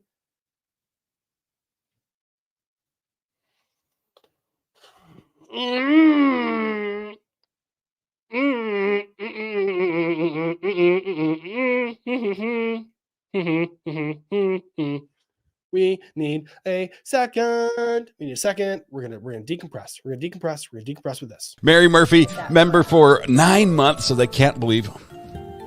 Okay, stop. I need the Southern Febreze. Hey, can somebody bring me the Raid? There's a bug. There's a bug in my studio. What in the world is that? Oh my gosh.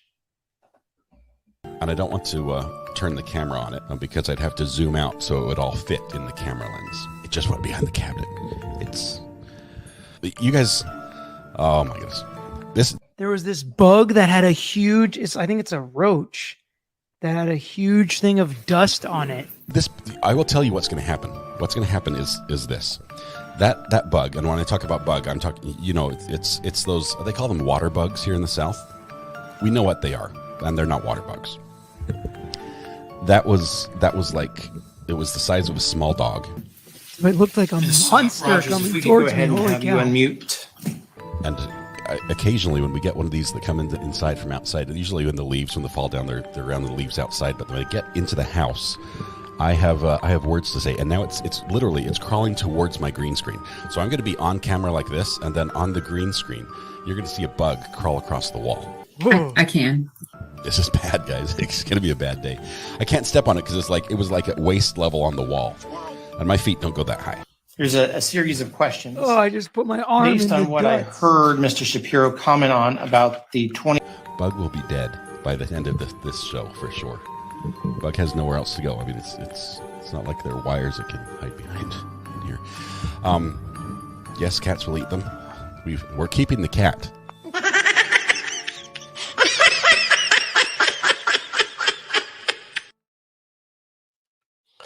You see, that's my version of Judge Carroll. Like, I need 5 minutes. I don't need 5 minutes. I just need a breather. That was great.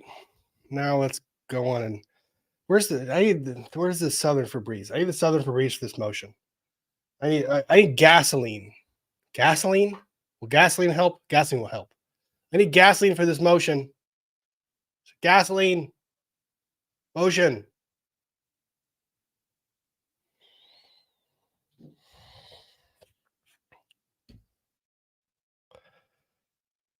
We needed the deep breaths because here we are at a place that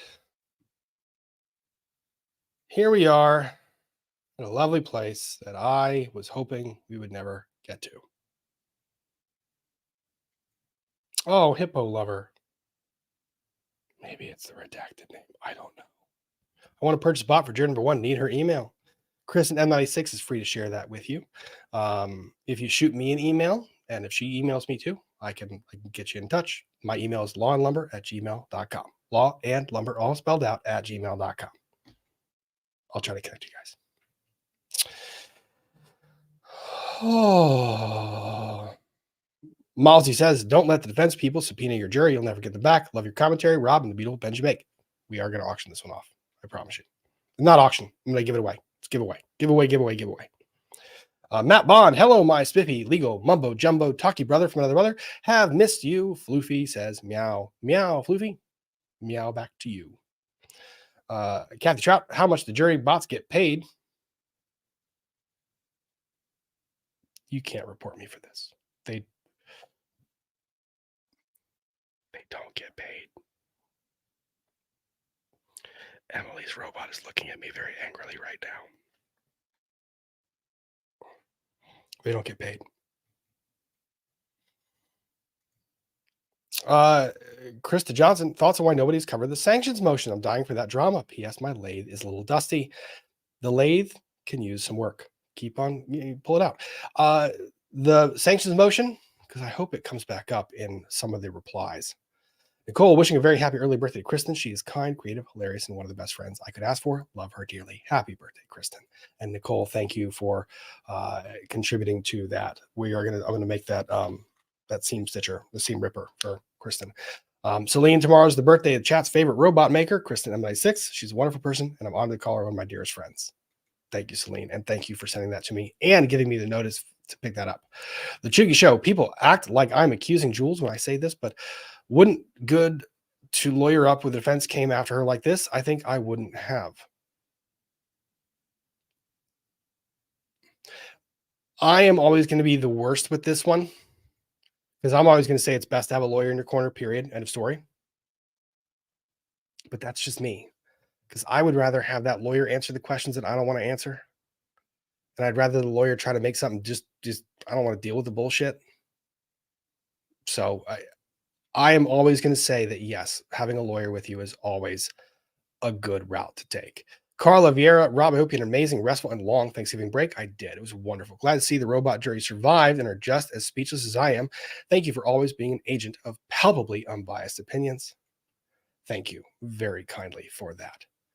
Want to make sure I get Kristen. Yep, I knew this. I'm not taking any more orders this year. There may be several bots in the work for Rob. Oh no, it may or may not get me disowned. So next year I will. I need to build a gallery. I need to build a gallery over there for the robots. So, Sandy, we talked about this.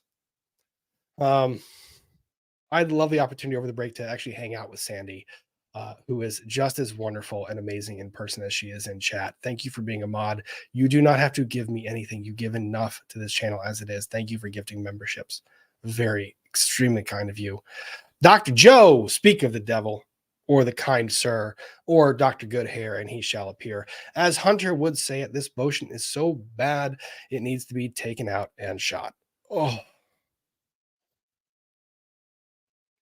One of his several lovely one-liners. What was it? Dracula, I buried this Dracula years ago. Another one was, this has more landmines than the beaches at Normandy. So Mr. Hunter has a lot of one-liners that should respectfully be taken out back. Yeah. Virginia Little, the physical therapist, used creature comfort in her testimony 9 days before juror number 1 used it. See, I knew it. Chat wins. Nor Kitty, Lauren Lover, I need Emily to do a pickle cleanse. My pickle's downstairs. I think the pickle's downstairs. Is it downstairs? That might be the next break. Potty Mouth Robin Day. Potty Mouth Hulk Smash Rob is my favorite Rob. Kennedy Kate, thank you. I'm a writer and the writing is so silly. Best word I got. It's atrocious. It's really bad. Nicholas, as the resident union rep, I'd like a word about my client's jury bots. Damn it. I knew you were watching. About proper compensation. Oh, Nicholas. Never turn your back. Just like the chat always alerts me when one of the paw nerds does something bad, because I am the advocate and lawyer for the paw nerds. And when they are slandered and mistreated, I will show up in chat. And Nicholas is there when I will compensate them. How do you compensate a robot jury? With treats? What do I give them? They have badges. They're fancy badges. We don't need no stinking badges. Defense now regrets only asking, can you tell me what would be... Oh, God, I got to say this in that accent, don't I? Melissa Smith. Defense now regrets only asking, can you tell me what would be the correct ignition timing? Be on a 1955 Bel Air Chevrolet with a 327 cubic engine and a full barrel carburetor. Would you be so kind? Thank you, Melissa. Valley Ebley, how much do you think it is? Is it just Shapiro mad he missed his cruise? No, there's a lot of personal thoughts in this. Nancy Robbins, my gosh, 50 more gifted memberships. Thank you. Don Burke, who is the owner of one of the pens and pencils from the auction for the charity stream. I love my new pen and pencil. I signed a new contract with my pen. They are going to good use. Thank you. That is amazing. I'm very glad. These things are made to be used. Jules, I'm not a Florida attorney. Hire a Florida attorney. You're hired to pay the back end. No, Florida attorney. All right. Moving on to the most frustrating part of this. The most frustrating part.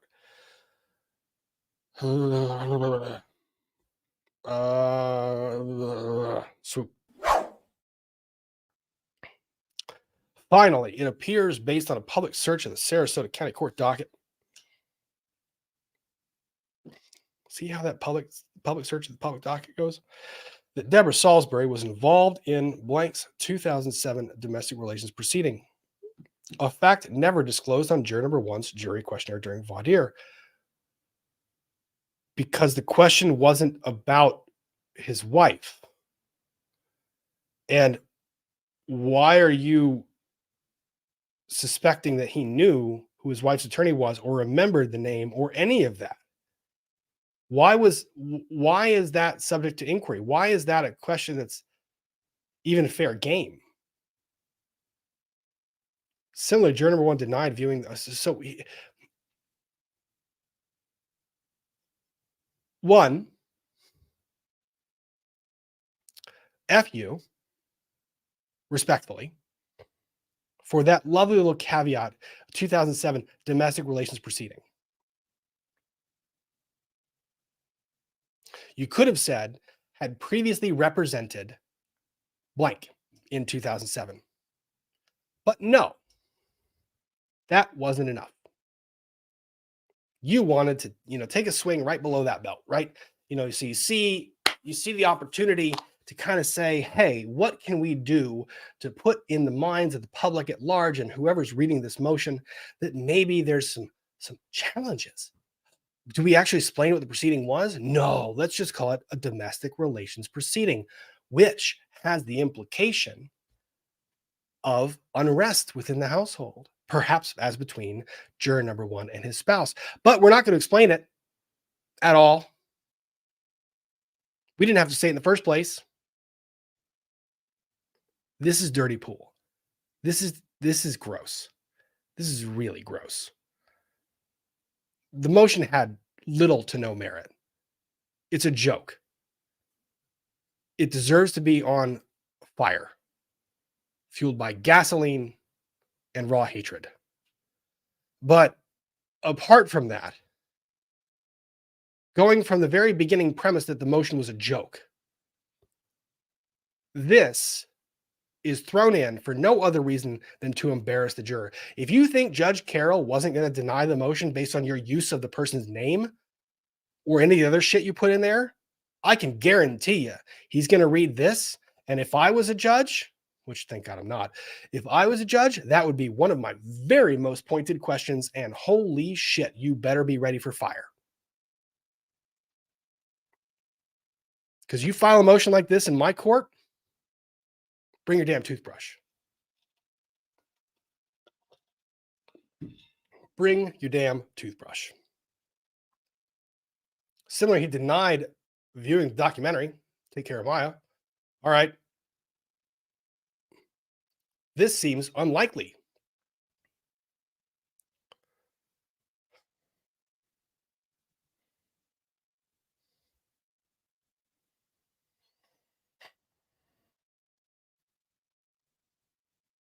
Seems unlikely does not a juror interview get. Evidence of juror misconduct on part of juror number 1, both individually and arising out of his wife's involvement in the case. I haven't seen anything individually or arising out of his wife's involvement. Is substantial, presumptively prejudicial, and compromise the integrity of the verdict, the jury system, and the judicial process as a whole. The evidence gives rise to a reasonable belief that juror number 1 impermissibly obtained and shared information about the case during the course of the trial with and throughout and through his wife, as well as plaintiff's advocate Jules, in violation of court's instruction requirements of Florida law. Well, that is not what the math that you just gave us equals. I didn't see any of that. And because the evidence provides reasonable basis for an inquiry, the defendant moves for an interview of juror number 1 in support of its motion for new trial, and at the court's discretion for an interview of juror 1's wife. In addition, the defendant further requests limited discovery into the issue of juror misconduct in anticipation of the interview. Oh, you mad. You are so mad. As well as an emergency order requiring juror 1 and his wife to preserve text messages, social media activity, and other electronic data, evidence, and communication regarding the trial. Judge Carroll, I know you can't do this, but hypothetically, if you could write an order that simply had 2 words on it. I've used them a couple of times on this stream. One of them has 4 letters, the other has 3. And there's various Fs. I think there's 3 total Fs in between the 2 words. Just an order that says that, signed sincerely, and then a footnote. The court will now entertain a motion for attorney's fees. I think just do that. Just do that.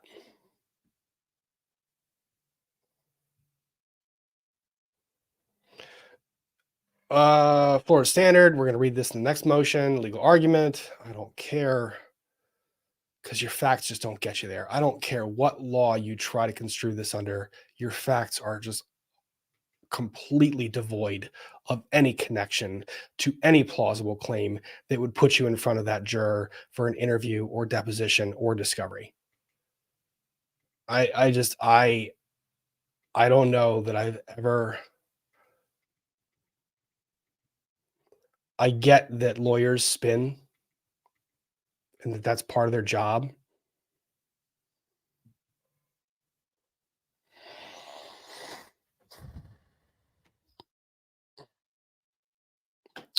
So these decisions are instructive on the issue before the court. Specifically, courts have specifically addressed juror misconduct arising out of conversations. You know what we don't have here? Conversations. That's what we don't have here. Between a juror and his or her spouse or family member regarding the case. Such communications, again, you know what we don't have here? Such communications. They're not harmless, but instead presumptively prejudicial. Again, what don't we have here? Communications.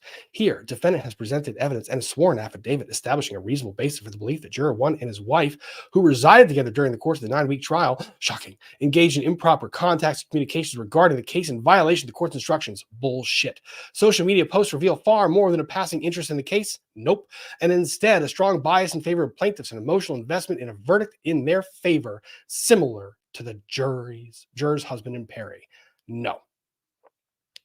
Under the circumstances, it strains credulity in your mind, which is made up on this issue, to believe that Mrs. Blank and her husband, Juror 1, did not discuss the case during the 9-week trial. To the contrary, the content of Blank's social media posts reveal inside information she could only have discovered from her husband.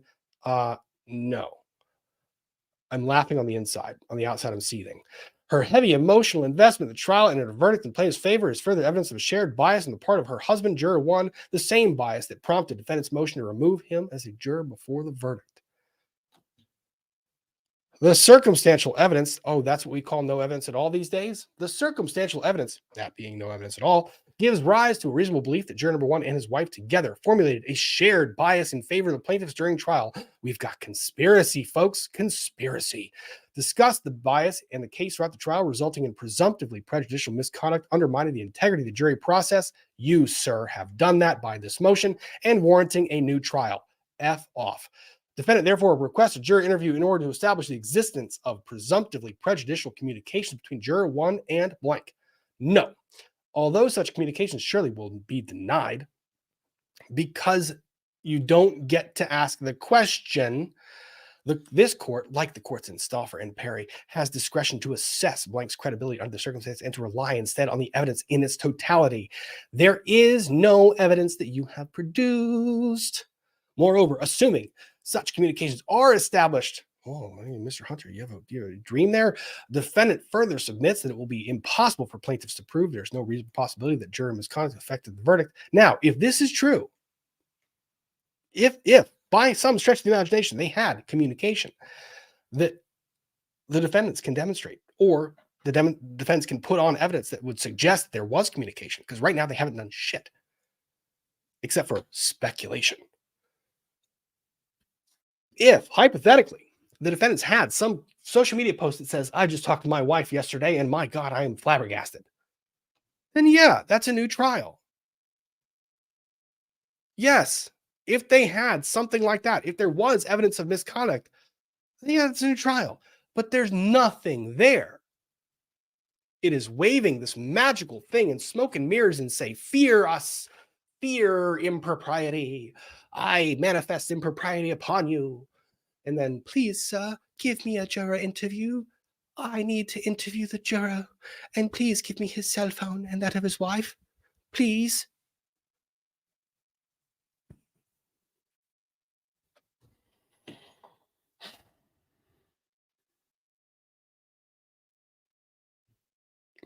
This is one of my favorite comments. Thank you, Alan Fortenberry. Thank you for the super chat. Correct me if I'm wrong, but sometimes someone's family member or spouse holding a belief is nowhere near good enough for a court to decide that person holds a belief. Right. Exactly. How many of you might hold a different belief from your spouse when it comes to, I don't know, anything? The appropriate way to chew or breathe for spouses that have lived long enough together. I believe that spouses might have inopposite views on the volume of breaths, frequency of them, and where they're taken when they're in certain moods. The quality of one's cooking. They might hold different opinions. They might watch a movie and they might think different things. Wow. It seems like a stretch, doesn't it? Juror number 1 and his wife should be ordered to preserve all text message, social media activity, and other electronic data, evidence, and communication regarding the trial. You want an inquest. This is fucking scary. No. No. Mr. Hunter, you are not going to be given the role of investigator, attorney, and trier of fact. Respectfully speaking, having the afterthought and having viewed how the trial was brought forth, having viewed some of the motions and deposition transcripts, having viewed and listened to some of the communications before the trial, having seen arguments that were being made by you, Mr. Hunter, on behalf of JHACH, a non-party to the dependency proceedings, that were advocating for Maya to be transported to a psychiatric hospital out of state after Beata's passing. You are not God, sir. You might have played God over the hospital's legal battles. You might wish to continue playing that role henceforth. But you are not God. The jury has spoken. You disagree. I understand that. I respect that. But we don't all have to bow to your wishes and wills.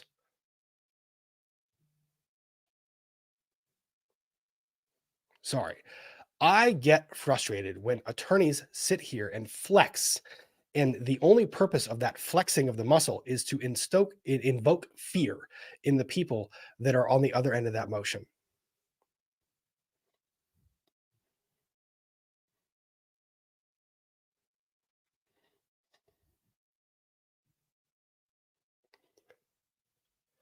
Defendant therefore requests the entry of an emergency order precluding Juror 1 and his wife from deleting text messages, social media activity, and other form of electronic data pertaining to the case, pending the requested juror interview. Denied. Denied. Denied. Denied. I don't have a stamp that's large enough in all caps and red that says denied.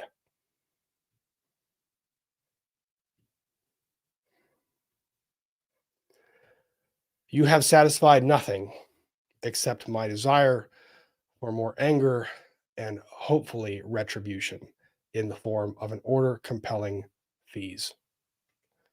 But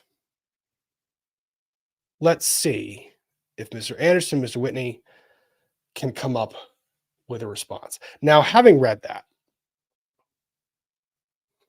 one would think it wouldn't be too difficult for a response to be drafted. I mean, I could probably task a very capable and intelligent 10-year-old with drafting a response to a motion like this. Intelligent, witty, sarcastic 10-year-old. I might have to dictate the motion in parts to that 10-year-old who might be a Chiefs fan, a Patrick Mahomes fan, and, might be perhaps, an insider. But I would think that a 10-year-old facing the logical fallacies of the motion itself could write an ample response. Now we can supplement that. We can certainly supplement that with some spicy attorney game. But let's see how we do. Plaintiff's response to defendant Johns Hopkins All Children's Hospital's motion for new trial based on juror misconduct, motion for juror interview, motion to open discovery and evidence in juror misconduct, and emergency motion to preserve evidence. Yo, the motion titles, my God. Breathe.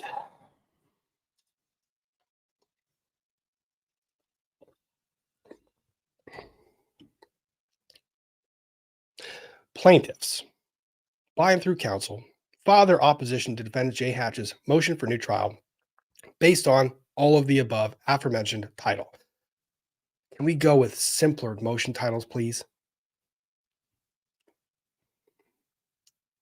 Argument. The motion, which really should be entitled, quote, Juror Misconduct by Proxy. God, love that. Should be denied in its entirety for the following reasons. I love motions that are drafted this way. Boom. One sentence. There you go. Oh, people are saying I skipped the bot section. I did. Hang on. We'll go to the bots. The bot section. Yep. Toward the end. Here we go. Oh. There's the bots. November 11th. This was Exhibit B to their motion. Juror number 1 comments in the YouTube live stream of Law and Lumber. Donated 100 greetings, juror here. In the future, after time to decompress, would be glad to chat. And I said I would love to. Maybe talk to the attorneys first. Agreed. Is that a blue NYPD hat? Yeah, no, this is Joe's hat there. But I love the screen grab. The bots are now famous. The bots are now famous. The bots are now the bots of the robot jury. They are. And you know what? I love that he grabbed the screen that was this jury. Fantastic. And then this made me laugh too. On Twitter, X, I can't call it X. I don't think I can ever call it X. Blank followed several commentators. My God. And YouTube personality covering this trial, producer of Netflix documentary Take Care of Maya, and plaintiff's trial consultants. Oh no, Court TV. She followed Court TV. Megan Fox. Oh my God. Trilogy trial consultants. I am shocked and appalled. Oh, there's me and there's Emily. Ian, Runkle of the Bailey, Mrs. Hoglaw. Mrs. Hoglaw, you're in the motion? This isn't a motion about plants. Yeah, that was in the exhibit. So that was in the exhibit. Going on and moving forward to the response. Defendant failed to preserve its juror number 1 challenge. Besides asserting an incorrect standard and basing its allegations on inserted posts of people other than juror number 1, starting with sarcasm really fast, defendant failed to preserve the arguments it now makes after the verdict. The pre-verdict information on which defendant relies was available and, it appears, known to the defendant before the verdict. That's what I said when I was reading it. Yep. Yet, defendant waited to see how the verdict came in before bringing these assertions to the court. Had it acted timely, if its claims had any merit, can you see how this response is going to go? It could have been addressed before this 9-week trial went to the jury. Over 20 years ago, the Florida Supreme Court stated the court system is already overburdened and does not have the luxury of allowing jury verdicts to unravel or be subject to attack because of information which could have been reasonably obtained before the trial begins. The same rationale applies to information that could have been discovered during the trial when an alternate juror could move up to deliberate.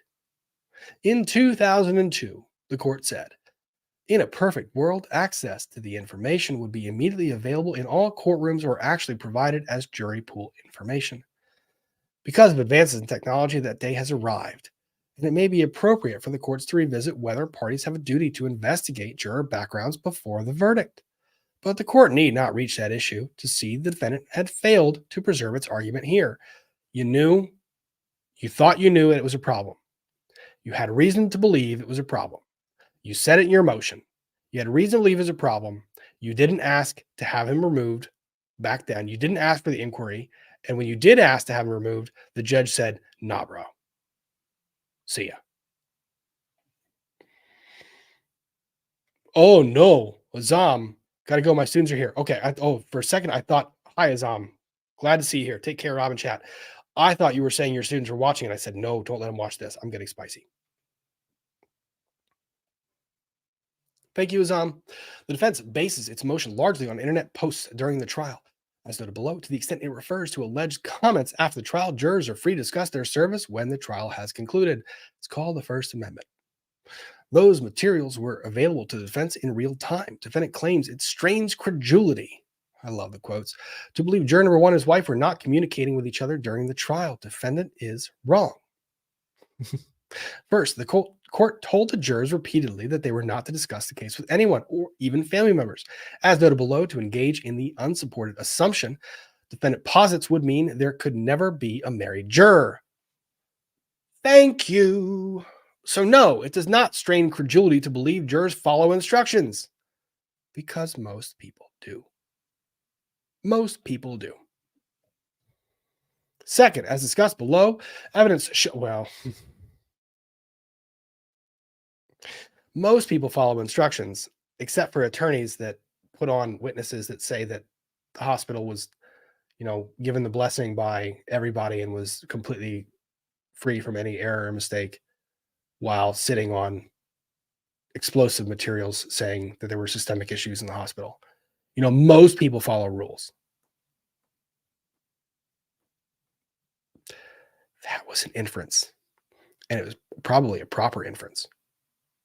So, second, as discussed below, evidence shows defense counsel was actively engaging with members of the public throughout the internet during trial, and therefore, all the pre-verdict post defendant complains about in the motion should be considered known to the defense team before the verdict.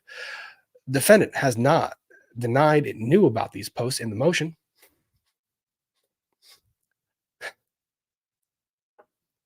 Oh, Greg, you little shit. And if it does, the members of the defense team should be placed under oath and questioned. I like my question better, Greg. I think my question is better. I want to know if the hospital signed off on the motion being filed. That's what I want to know. I think my question's better. I like your question too. Mine just has more of a ring to it. Because it also means unethical conduct. But that should not be necessary. Quote, where a lawyer knows of an incident potentially compromising the jury before a verdict is returned, but fails to object or alert the court until after the verdict is announced, the incident may not be raised as a ground for a new trial. Waived. The second district holds the same.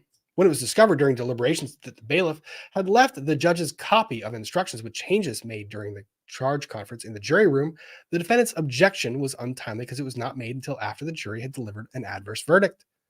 See, if you knew about it, if you know something, say something. If you don't say something, you don't get to say something later. I think that argument wins. To be honest, we don't need to go forward, but we will because we're excited. Defendant has not presented legally sufficient prima facie evidence of misconduct by juror number 1. The correct legal standard for a juror interview. See, people don't read that as snarky, but it is. It says, you misstated the law. Let me go ahead and correct it.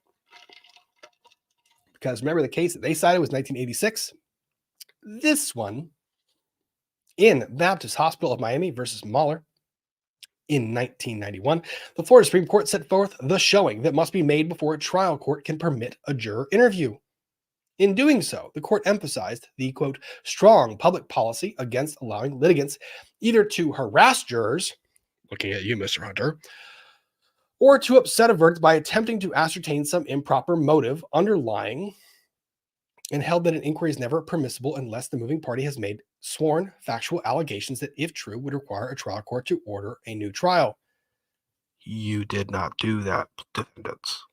The court stated the case law on this topic allows the fact-finding process, emphasis added, inquiry only into objective acts committed by or in the presence of the jury or of a juror that might have compromised the integrity. See, you really didn't say anything about that. Defense, you really kind of just like intimated in the outside and we're like, they're married. Married people, they clearly told each other everything, married.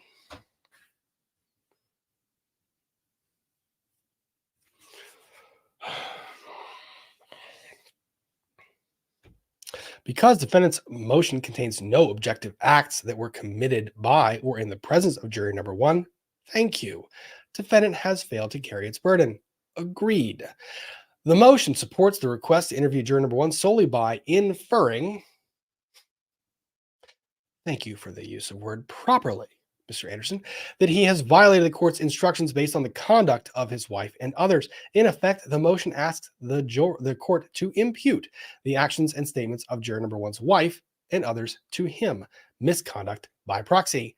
You see, I think, and the funny thing is about this is the by proxy thing has a double meaning here, because you guys remember the hospital was trying to prove Munchausen syndrome by proxy. So the use of by proxy is very clever, like really clever here. I just think it's very clever, very clever. So, and yeah, if you were to go to a spouse and say, well, wife, you like the color blue, and because you like the color blue, I can infer that your husband also likes the color blue. No. No. Spouse, you voted for candidate A, B, and C. And because you voted for those candidates, I can guarantee you, and I can infer and put into a pleading that your husband or wife most certainly voted for those same candidates. I hate politics, but y'all in the chat know that's bullshit, right? Like, you know that's bullshit.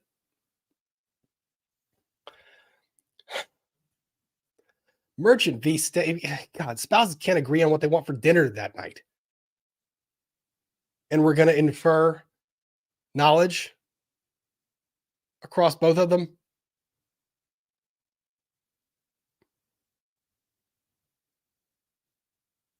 Just Merchant v. State involved similar attempt to use assumptions and inferences to conclude that jurors had violated the court's instruction not to discuss the case. There, the trial court became aware during jury deliberations that a brother and sister had served together on the jury until the brother, the alternate, was discharged. You see? Listen, Chris. You see, it's not the only case. The trial court, sua sponte, declared a mistrial. Nope. You don't get to do that. The court stated, I can make a presumption they are brother and sister, and I found out they had driven back and forth together. They must be talking about this. Dun, dun, dun. The appellate court disagreed. Shocker.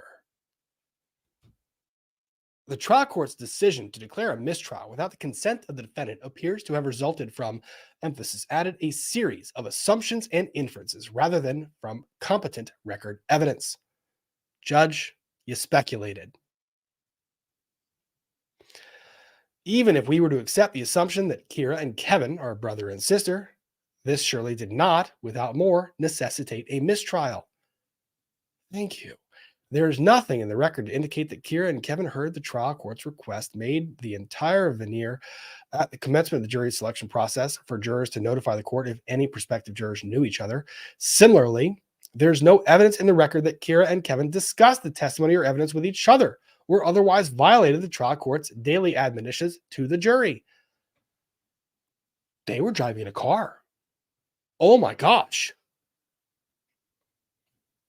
To the contrary, the trial court began each day of the trial by confirming that each of the jurors followed the court's instructions, just like here, not to discuss the case with each other or anyone else. The trial court also ended each day and prefaced every recess by reminding jurors of this instruction. Thus, the only information the trial court had before it was a statement from the bailiff that Kira and Kevin were siblings and that Kevin, having been discharged as an alternate juror, was waiting outside the courtroom to drive Kira home. And if you add in anything else, like, so now take the next step. Kevin and Kira, brother and sister, right? Your brother's on the jury and you're the sister. You come into court and you see your brother in the jury. You can kind of know how your brother's going to respond to a witness, right? And just because your brother and sister, well, you're not going to talk about it. Why are we going to infer malice and deceit on everyone in the world? We're not all like some attorneys. Looking at you, some attorney. A motion seeking to interview the jurors that is based on merely conclusory statements based on speculation and surmise that, if interrogated, the jurors might have something to say that would be material to whether or not the court should award a new trial is insufficient. Well, gee, that's a whole lot of quoted language that seems very applicable here.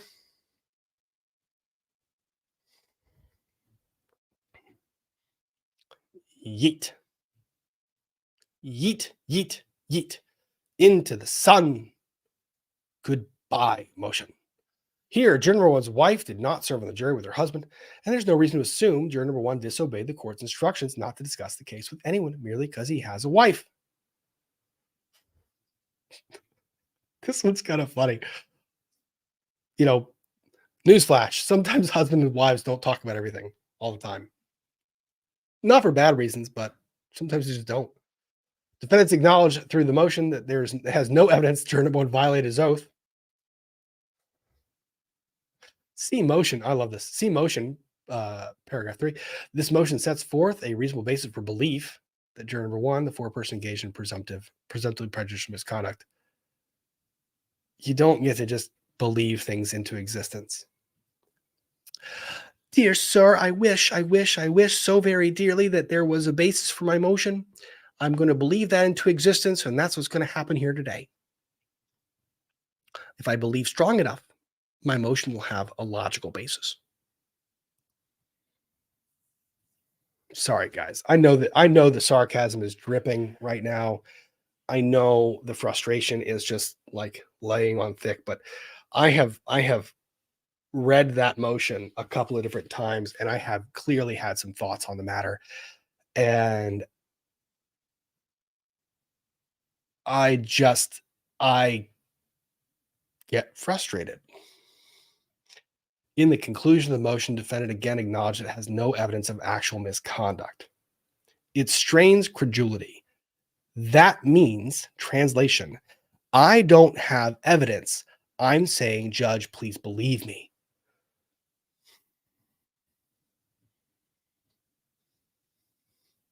The circumstances here are very different from those in the authorities cited by defendant's motion. So we'll go on. The correct legal standard for a new trial based on alleged juror misconduct. The motion also states potentially harmful juror misconduct is presumptively prejudicial. This is an incomplete and therefore incorrect statement of the standard to determine whether alleged juror misconduct, if established, requires a new trial. There are instances where, this is throwing smoke. This might seem like a very innocuous statement to a lot of people. I promise you it is not. This is telling the court, this is telling Judge Carroll that they misstated the law to you. Let's read what the actual statement of the law is.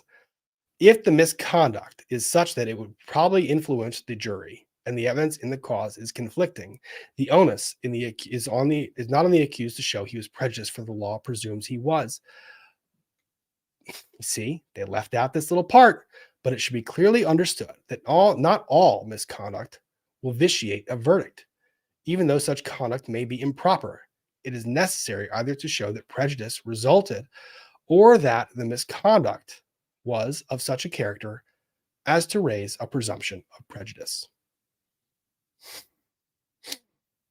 The defendant has the initial burden of establishing a prima facie case that the conduct is prejudicial. The record regarding juror number one's conduct. And if you'll forgive me for one moment, I'm going to do a music thing. Music thing or Scott again.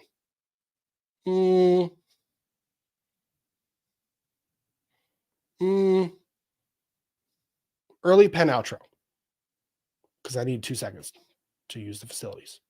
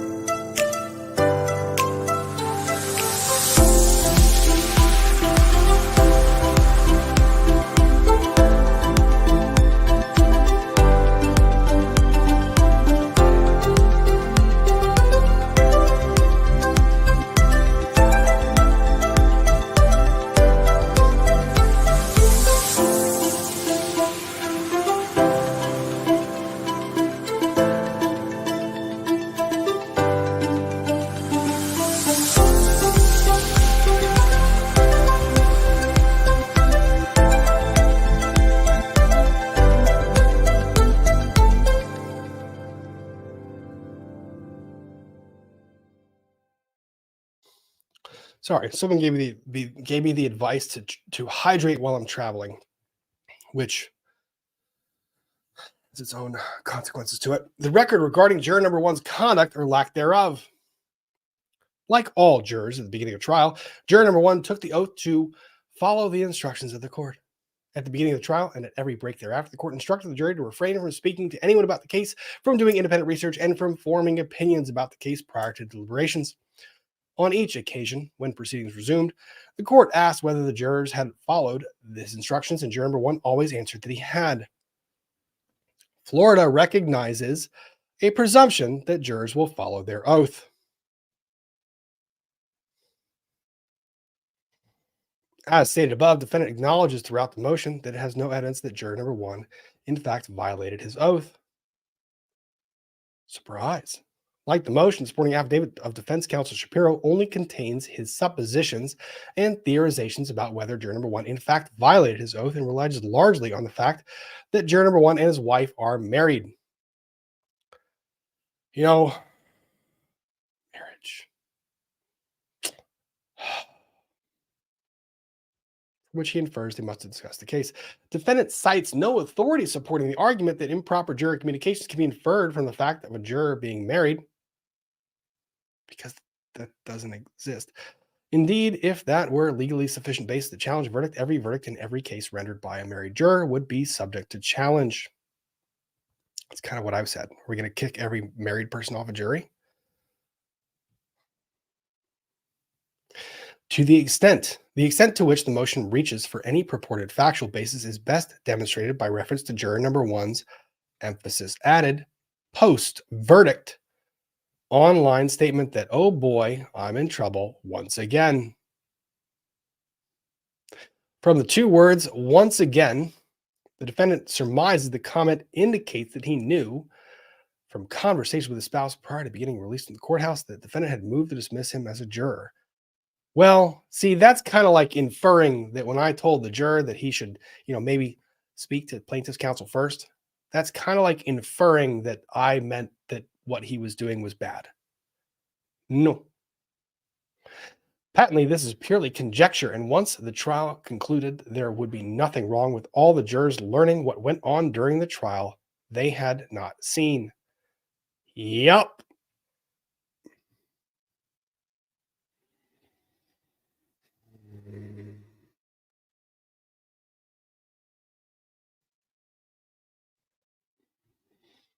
Otherwise, all the matters defendant contends show misconduct by juror number one, or matters anyone watching the trial could know.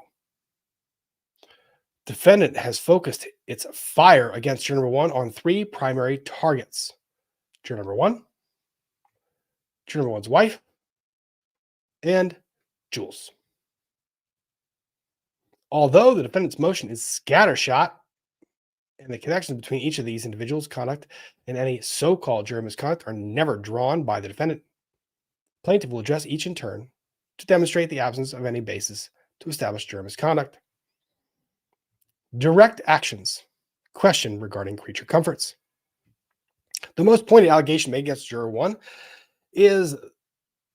concerns alleged outside research performed by juror number one. Specifically, counsel claims without basis that juror number one learned of the concept of, quote, creature comforts from Dr. Kirkpatrick's RSD Foundation website. But like each of defendant's other unsupported claims, defendant has no facts but only conjecture. First, it must be emphasized the defendant does not stop at one claimed instance of, quote, internet research, but broadly claims without basis that juror number one inappropriately conducted internet research on one or more issues in this case. Despite that bold claim, it's a bold move, Cotton. Let's see what plays out for him. The defendant never tells the court or plaintiff what other issues those might be. I mean, I do internet research on what I want to eat. There's only one issue arising from alleged internet research specified in defendant's motion. The motion states the phrase creature comfort was not used by any witness at trial, but it is used on Dr. Kirkpatrick's RSD Foundation. The statement is demonstrably and categorically false. In Miss Rachel DeYoung's testimony, she testified regarding so-called creature comforts. You see, and this is the danger when you write checks that you can't cash. So, yeah.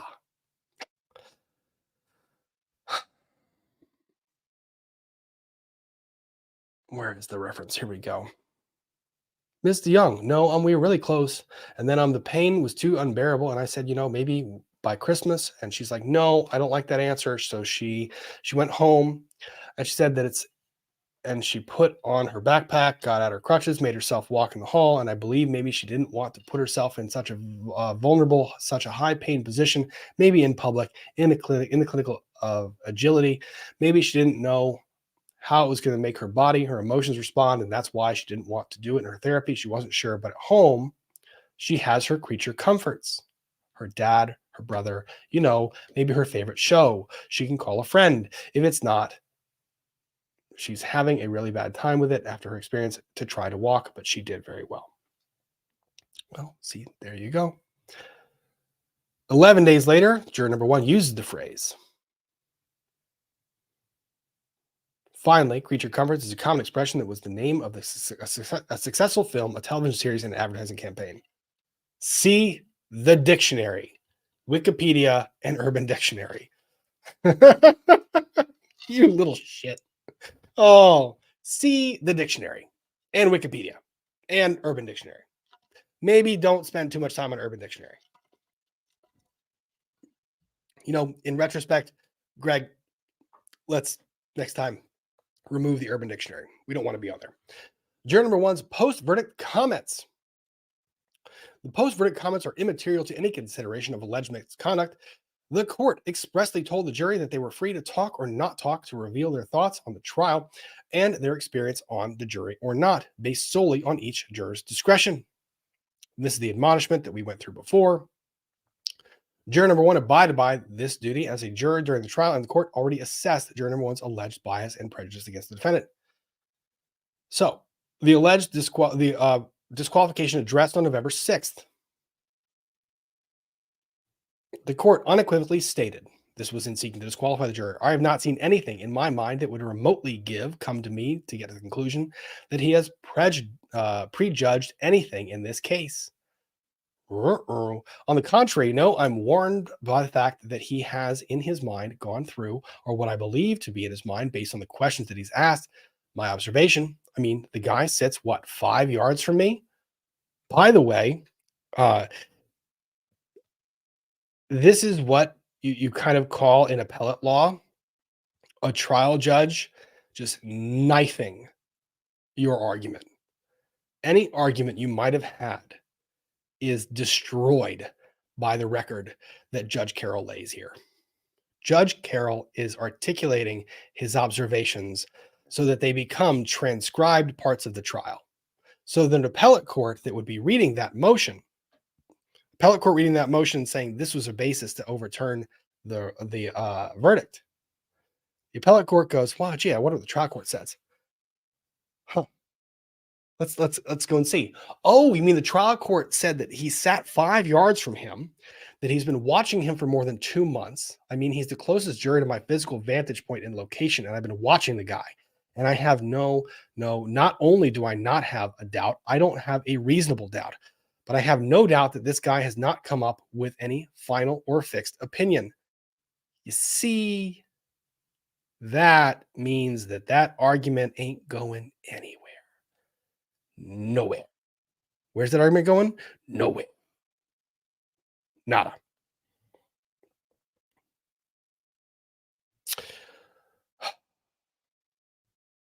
There's the positive vibes comment.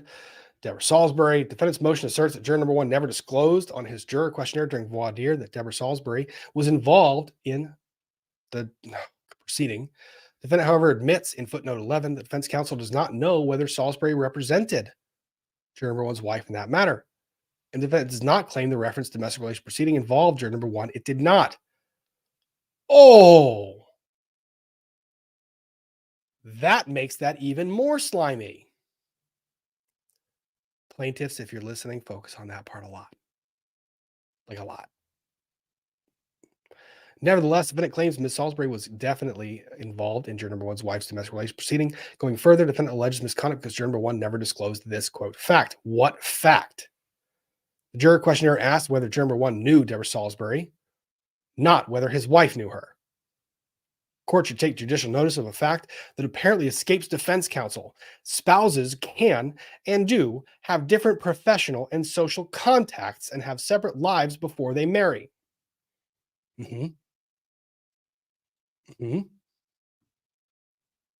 Defendant draws no connection between what appears on the Sarasota County Court docket and any relationship between Miss Salisbury and juror number one's wife, which must be first established.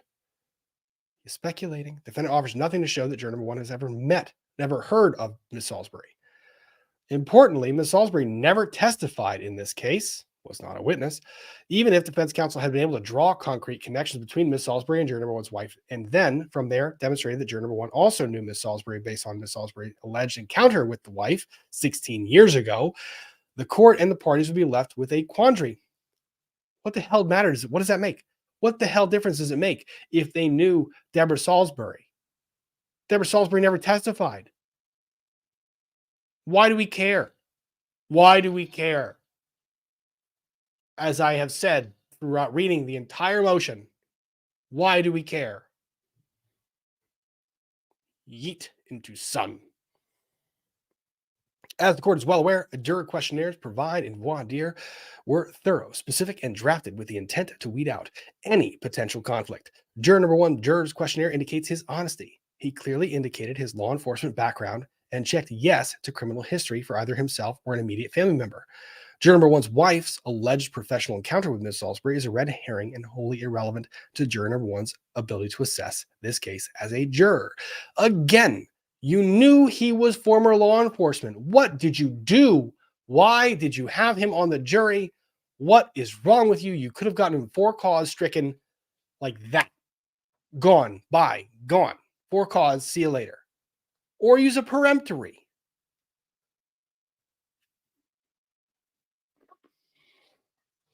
But no, you didn't, because you thought, JHACH attorneys, you thought, having been so close to this case, Mr. Hunter being involved in the dependency action itself, Mr. Hunter orchestrating and navigating his client through that action. Mr. Hunter, you thought, speculating, that no law enforcement officer could possibly see this case any differently than you did.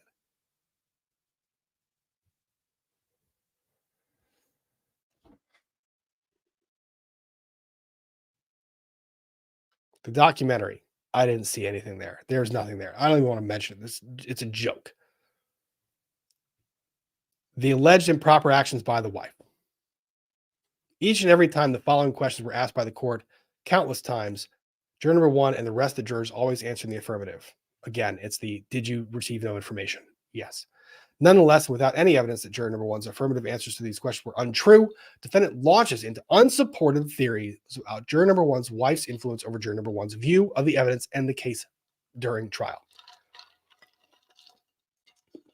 Because, they married. You know what? I'm going to restyle that motion. JHACH's motion is now motion for new trial because, they married.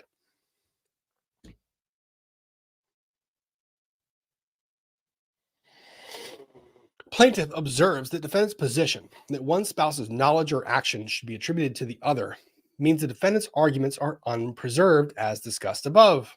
Is this a little bit of signposting?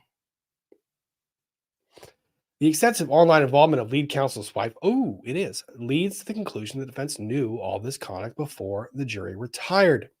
The failure to timely raise it was an error or waiver.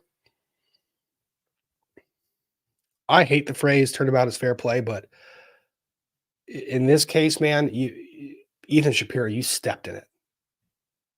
But you stepped in it.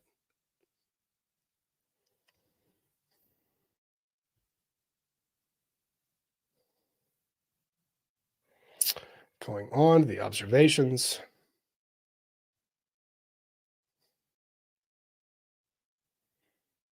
Here's the footnote I made earlier. Defendant filed the instant motion on public docket and made no effort to keep the identities and social media aliases of juror number one and his wife out of the public eye. This led to a predictable result. Direct attacks on juror number one and his wife, which is fucking bullshit. For example, on a post says, "Hey, rabid Redditors, hope you all have a nice holiday. How is everyone planning to spend the money we are getting paid by the defense to post on here?"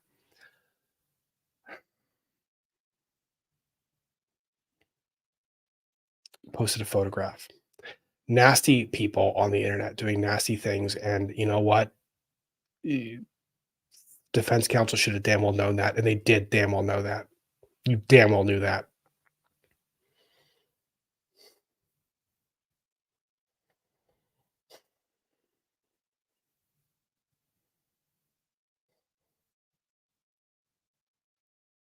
The notion that juror number one's wife had improper communication with juror number one ahead of him asking questions to Detective Graham is meritless speculation. Agreed. Court knew that he would ask the questions. Yep. Plaintiff expected it. Yep. Perhaps defendant's counsel was surprised by the questions, or more likely failed to appreciate that Detective Graham's abrasive nature and aggressive interrogation of Jack Kowalski would backfire. Do you guys remember the one little phrase? She loved the view. She loved the ocean view from her window room, whatever it was, and how she wouldn't answer whether she disclosed that the matter was being recorded or not, or forgot where she put her phone. Do you think former law enforcement picked that up? Because I did, and it pissed me off. The wife's comment regarding the jury deliberation note. Comment reads, "I think the note yesterday was frustrated jury that cannot reach a money agreement and will take days. Plaintiff's counsel had the same observation. So did I. So did others. So did all of you in the chat. It was evident the jury was frustrated, as indicated by their second note that read, 'Y'all, we have not been able to locate any of the calculations about future amounts. Witness Kirby was on Zoom and Whitney mentioned them today, and it was said that we'd have all this at deliberation. Well, if we don't have it, we ain't found it in all these files. So without these witness figures, you'll be lucky if there's enough award to pay your gas to drive to court, or we'll be here till next Friday.'" Gee, I don't think it's a stretch. I don't think it's a stretch to think that, maybe we had a well-founded belief that they were having trouble with the money and the dollar figure and the math. More importantly, the sentiment that the jury was frustrated matched the overwhelming sentiment of social media commenters and public followers of the trial. Thousands of comments were posted to this effect. Some of y'all are in here. Some of y'all in here. Cat D, I see that name. I see some of y'all. Jamie Morris is in there. Who else? Who else is a comment? Joe Loy. I know that name. I see some of y'all in here. Juror number one's wife needed no inside information to interpret the note. The jury told the court they were frustrated over the numeric values they could not find. Juror number one's comment regarding the jury not liking Kathy Beatty. I'm never going to get through this motion. Ignores the most rational explanation for the comment. Juror number one's wife was present in the courtroom. Everyone hated Kathy Beatty. Kathy Beatty was not credible. Other social media presence. Law and Lumber states on a daily basis, hours and time. Online presence of Juror wife undermines defendant's main premise that she must have discussed the trial. Yeah, she didn't have to. The clock, as an example, to explain juror number one's wife's comments reflecting concern over plaintiff's remaining time, cognizant of the 55-hour limit. Defendant asked this rhetorical question. But why was juror number one's wife of the opinion that plaintiffs were running out of time if she wasn't discussing the case with her husband? The rhetorical question is easily answered. Sidebar, because you are running out of time. Talking to you, Greg.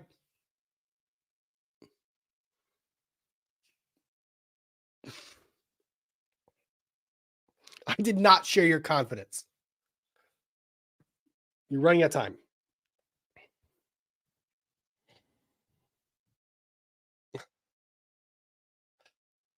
The rhetorical question is easily answered. Everyone with even a casual interest in the trial heard the court repeatedly caution plaintiff's counsel about the remaining time. The remaining time of the shot clock was announced at the end of each trial day. Defendant's suggestion that juror number one had a unique perspective on the shot clock which he must have shared with his wife, is absurd. In fact, the jury probably had the worst perspective on the issue since the shot clock announcement was made outside their presence. Indeed.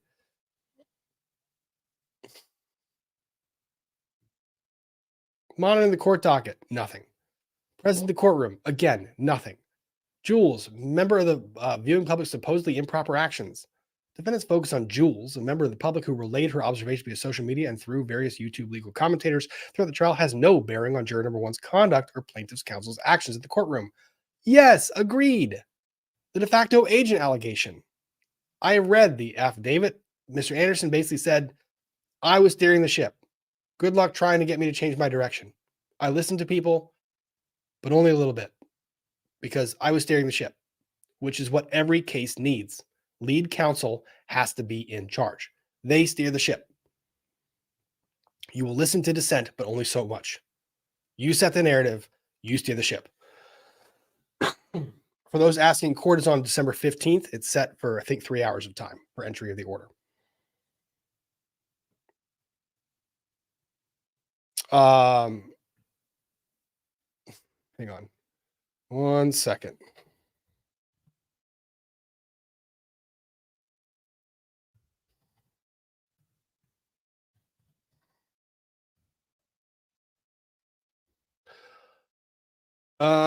The video, so Jack Kowalski allegedly smiling.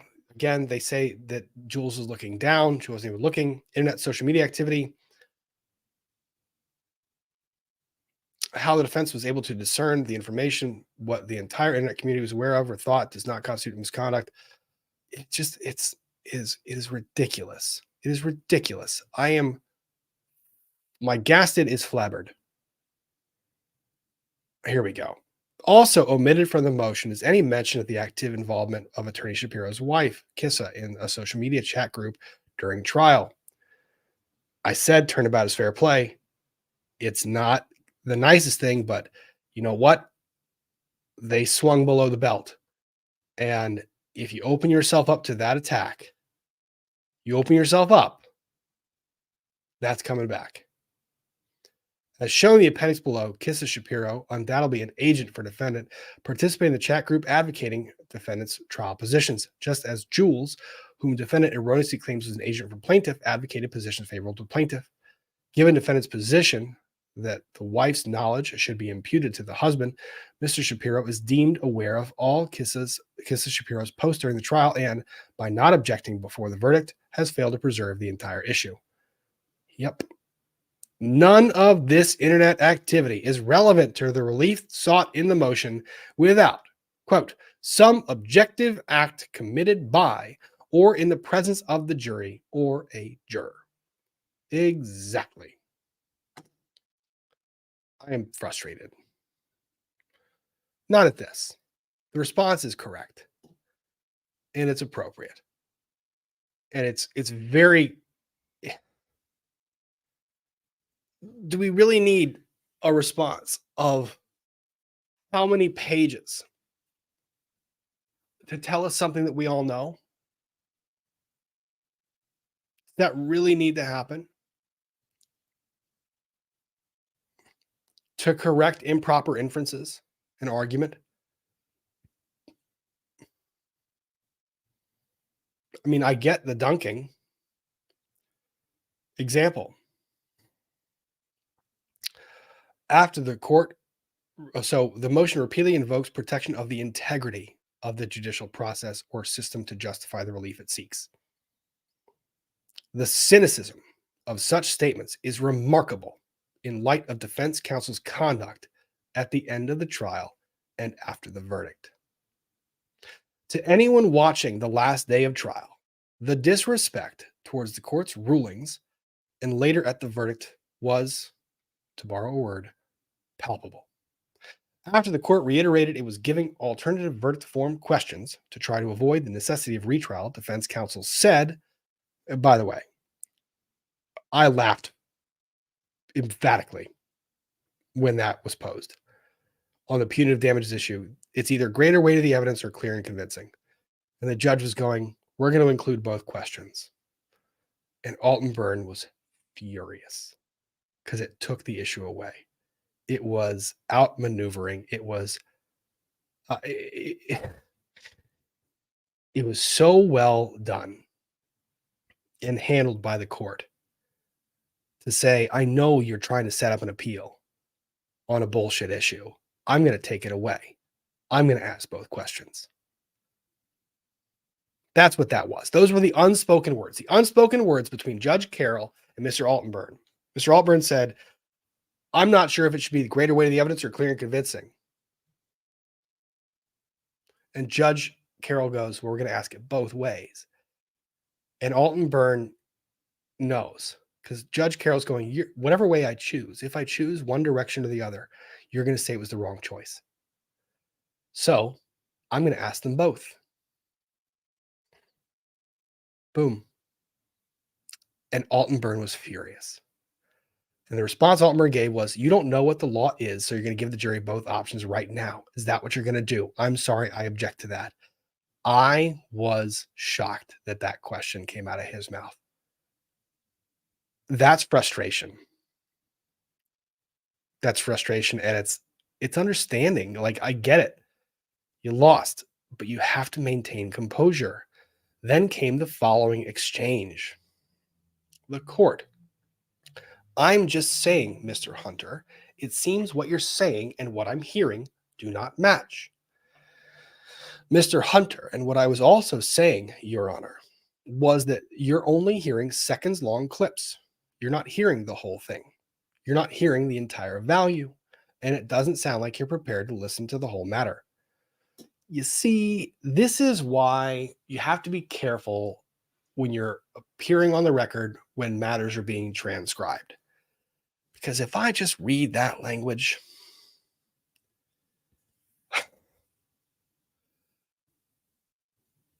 that's pretty bad, right? Pretty bad. Got to have some gall to ask that question. The court. Whoa, time out, because that's a very serious statement you just made. Again, remember how this stuff is transcribed. Do you really think I'm not making balls and strikes calls? I've just eliminated a couple items from their exhibits. There was subtext to that. Like, would you like me to reconsider those? And I'm listening to your statement. So I just want to make sure.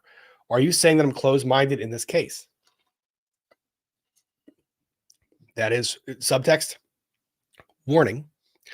Continue at your own peril. If you do, I might reconsider whether I introduce those things.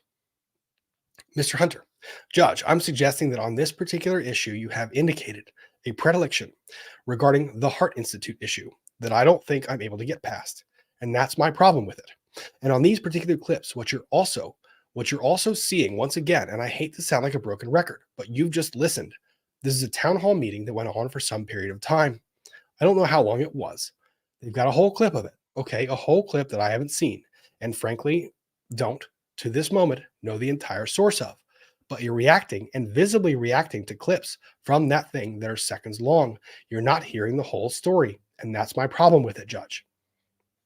That second paragraph is a lot better than the first. But even so, not the best. Not the best.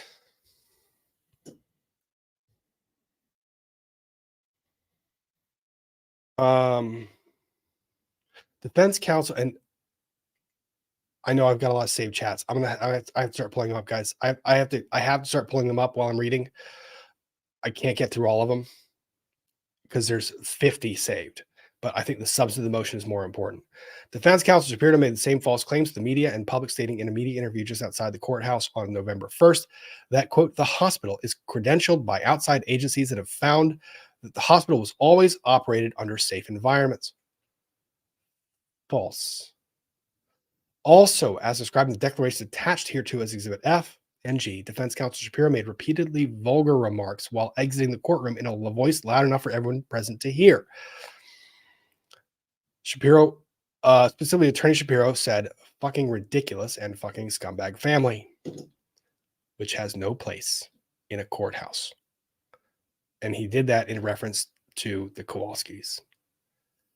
And you know what? Kudos to Greg Anderson, Nick Whitney for not including all of that in here. You could have. but you attached it as an exhibit. Attorney Shapiro continued uttering similar expletives and derogatory comments as he walked down the hallway where members of the public and media gathered throughout the trial. The contempt for the jury is also demonstrated by a social media message from another member of the defense trial team and members of their law firm, to which Attorney Shapiro, which included a slur on the jury members as 6 people from the bus stop. Thank you for your continued help. Next time I'm in blank, I owe you one. If your other colleagues have insights, please pass along, specifically on the social media side. At this point, the medical arguments have already been made.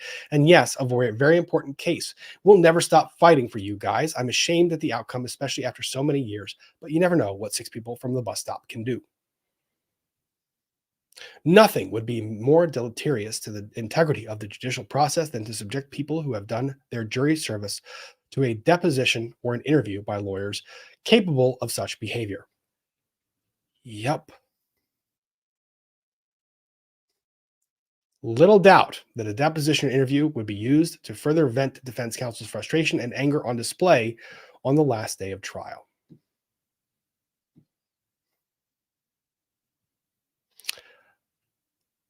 So, as shown above, post-trial allegations are irrelevant. Defendant is in no position to complain about impropriety.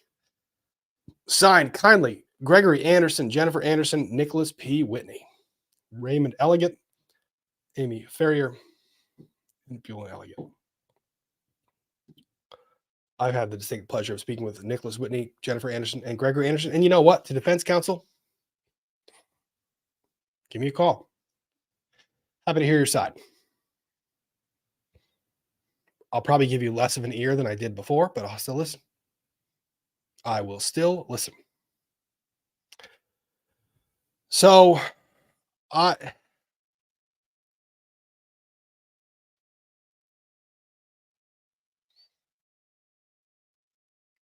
don't know that I get to read so many motions that give me that much anger and frustration. But I was glad I got to share my response with you guys. So, what are our thoughts?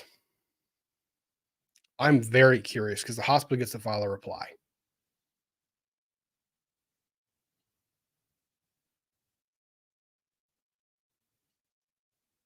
And I want to see what the hospital does.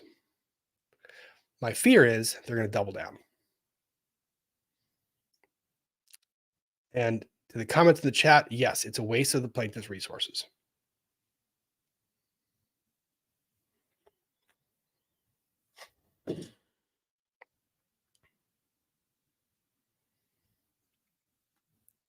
And my curiosity is, how many of these motions and arguments have been made?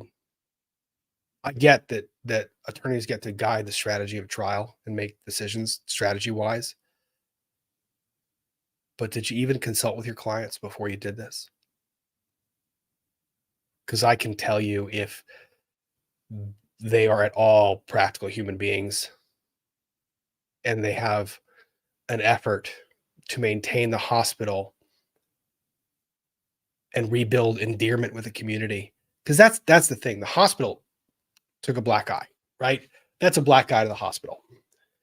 You got smacked down. $261 million. You were found to have intentionally inflicted harm on a child. You were found to have intentionally inflicted emotional distress on the child's mother to the extent that the mother committed the ultimate act. That was found by a jury unanimously after a 9-week trial. You got shellacked. The community doesn't trust you. The IJ report was withheld. You hid it behind a guise of bullshit, and you didn't really come out and own any of the mistakes. I freaking told everyone in this chat, everyone watching, I told you if I had a chance to make that punitive damages argument, I think I could have made it. Different tone, and it starts with this. We heard you. We have already taken corrective action, and we continue to take corrective action every day. If the hospital board of directors, please God, someone tell me that they watch any of this commentary. Someone tell me they do. Because if there was a prudent member of that board of directors, the board, they have the ultimate power. Hunter, here's your leash. Yank. That motion never should have been filed. Never.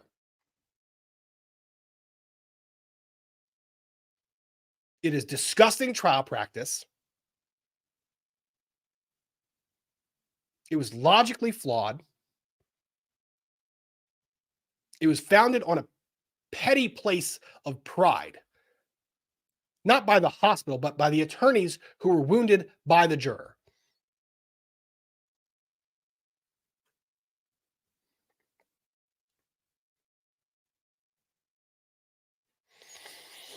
I've had the displeasure of advocating and trying cases in front of, with opposing counsel who are on a different page than their clients. And they go forward with trial and they make maneuvers. They put people on the stand. They put kids on the stand when their client would never have allowed or authorized that. Their client who didn't know better. Their client who didn't understand what would be said. If there's no better example than the disconnect that existed between the board of directors and the attorneys litigating the case, it was that fucking video that did not get presented in the punitive damages phase. There is no better demonstrable evidence of the disconnect between counsel and client than that video. That video demonstrated a complete disconnect from everything we had heard in the 9 weeks prior.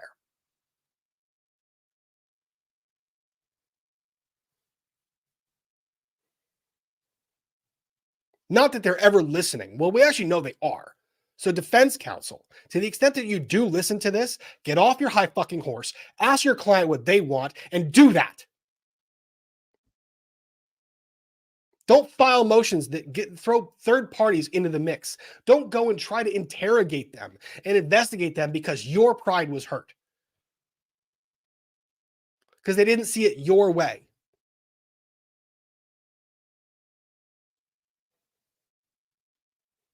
Get your heads out of your asses and realize they're not 6 people at a bus stop. They're 6 members of the community. 6 members of the community who have kids who likely will at some point in time need the assistance of a children's hospital. They're not 6 random people. They're 6 prospective patients or family members of those patients. Respect the process. They disagreed with you. They entered a verdict against your client. $261 million of a message that hits you right across the bow. And that hurts and that sucks because I believe that you believed your case. But this post-verdict motion, this one in particular, I get. Look, you're going to have to make the directed verdict motions. I get it. You're going to have to do the 144. I don't care how many pages you do with that. That's the law argument. The law argument, I can understand. I get throwing shade at the witnesses that appeared at trial. What I don't get is throwing shade at random third parties. Individuals that are either courtroom observers, people commenting online on a public trial, a husband and wife that you have suggested to the world engaged in improper conduct, disregarded an oath that they took, that the husband took every day, with nothing more than hurt feelings and speculation. You were a playground bully. You're going to exist that way. I don't know. I would say until someone smacks you in the mouth, but you just got smacked in the mouth pretty hard.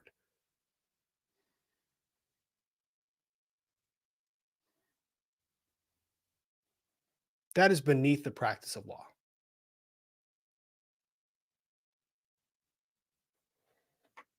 Do better. Just do better.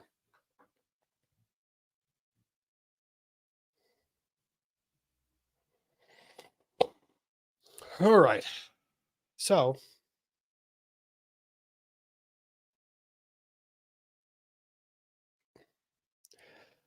all right, Ethan, that was you. And Ethan, God damn it, man. Sorry, gosh darn it. I really had hoped that you weren't like like, I call them Kool-Aid drinkers, the people that just buy hook, line, and sinker the argument that their client makes or that their lead counsel makes. Because you're supposed to be, you don't have to be completely objective, man. You can have a position, but you have to remove yourself emotionally from that. And that affidavit that was filed just was so disappointing. So disappointing. I get the reaction you had and the outburst you had, and I don't understand why you said the words you did. That's not my place. That's not my place to speculate why you did it. You got smacked in the mouth by a verdict. Maybe you had the wrong view of it. Just maybe. You don't always have to be right. I like being wrong. All right. As I go through these questions, so the 4,999 of you that are here, we're going to do this. This is a pen that I made on a live stream with Ian Runkle. He was streaming. I made the pen. And I asked the chat what I should do with the hardware. So I'm going to give it away. I'm going to give it away. And the rules are, when I say go, I haven't said go yet. You can put in hashtag pen in the chat. Hashtag pen in the chat. And I will end that when I finish going through the super chats. Hashtag pen. And the rules is that you have to be willing to send me an email with your mailing address where I can mail this to. I will mail it internationally. You just have to send me an email with the address where I can mail it to. Okay. I will send it via whatever method I can to try and get it to you. I don't trust the post office that much. I do. The pens that I have shipped out have made it to their intended destination, and I will do my very best to get it to you. This is just, I'm giving this away. So hashtag pen if you want me to send that to you. Again, it's a pen that I made. It's kind of neat. Let's see if I can't get focus. There we go.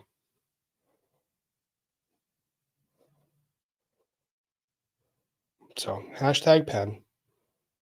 You only get one entry. So it will automatically exclude you if you put in more than one entry. Well, it excludes the second entries, but you only get one entry. So little twist pen.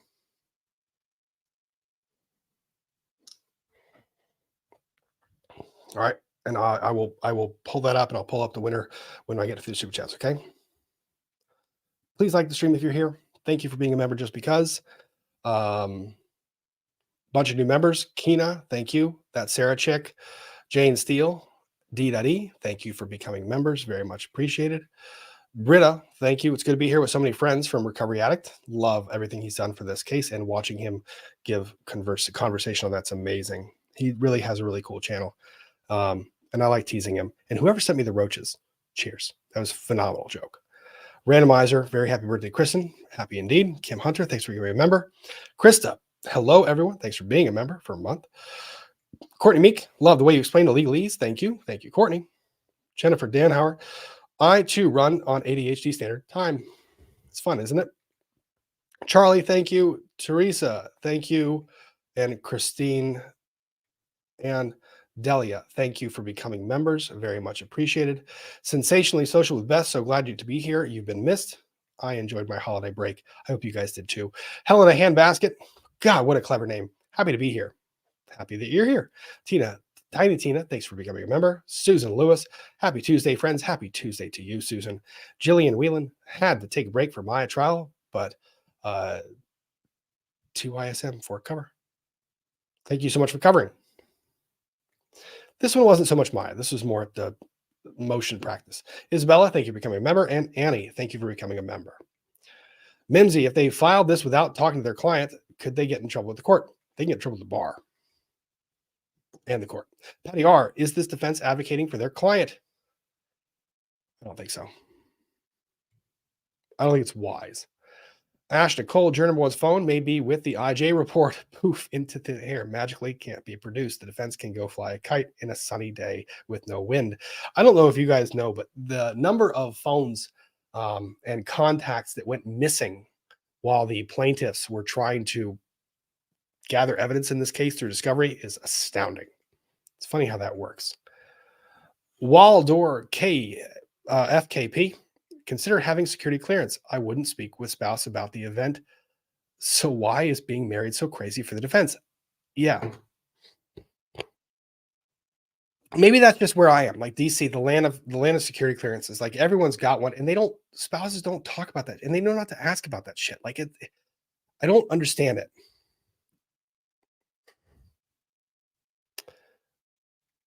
Laura Bronson, for the meds you're going to need after you finish reading this. Hugs, Rob.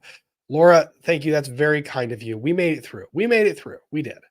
Thank you. Very kind of you. Alan Fortenberry, also, if they're wrong about the transcripts, wouldn't that be the least second time that the defense has provided provably false information to the court and represented as true? Yeah, at least the second. Let me see. Tim Riggs, I must be crazy because I have failed to see anything one could label as evidence of Juror 1 having done anything improper. Mr. Hunter, on the other hand, just saying that stuff at the end of the trial. We read it. We did. Thank you, Tim. Chris MA6, I asked Kurt if Callie the Beefish needed to take the Florida bar exam so she can represent the bots. Could be a conflict since I made them all. That's a good one, Kristen. I like that a lot. I do like that. Hey, Kristen, if you're still listening, can you just shoot me a message like the seam stitcher, or the seam ripper, I can make it thin or I can make it bulkier. Like I can build it out a bit.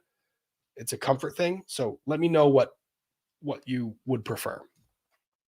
Jermaine Down, wind up Greg on Monday, Spicy Rob on Tuesday. This will be a great week. Juror number 1 and Hippo Lover needs never stop being you. Thank you, Jermaine. Very kind of you. Amanda E, how do the JHACH lawyers keep getting away with such blatantly dishonesty? Why are there no sanctions? There could be.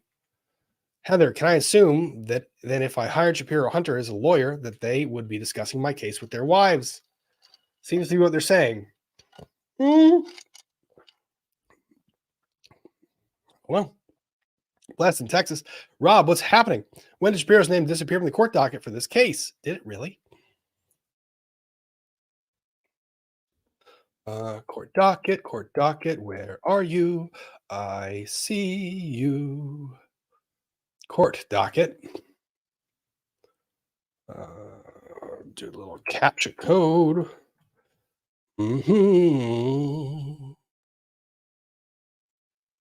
Do.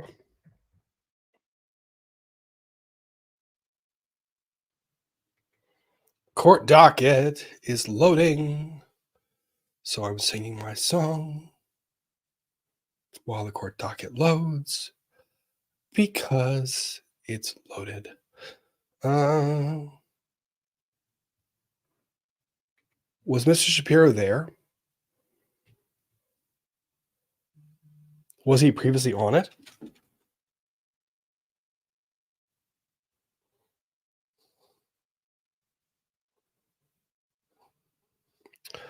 Let me see. Motion for new trials. Let me see the most recent filing. So the most recent filing. Huh.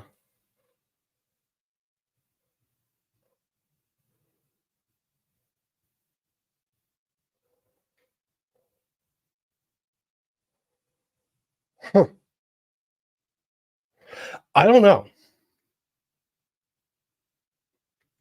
I see what you're talking about. I don't see the name on the filings. Let me see if it's on this one. No, because it's Howard Hughes and it's Howard Hunter and David Hughes. Hill, Ward, and Henderson they're the attorneys. And they're on everything.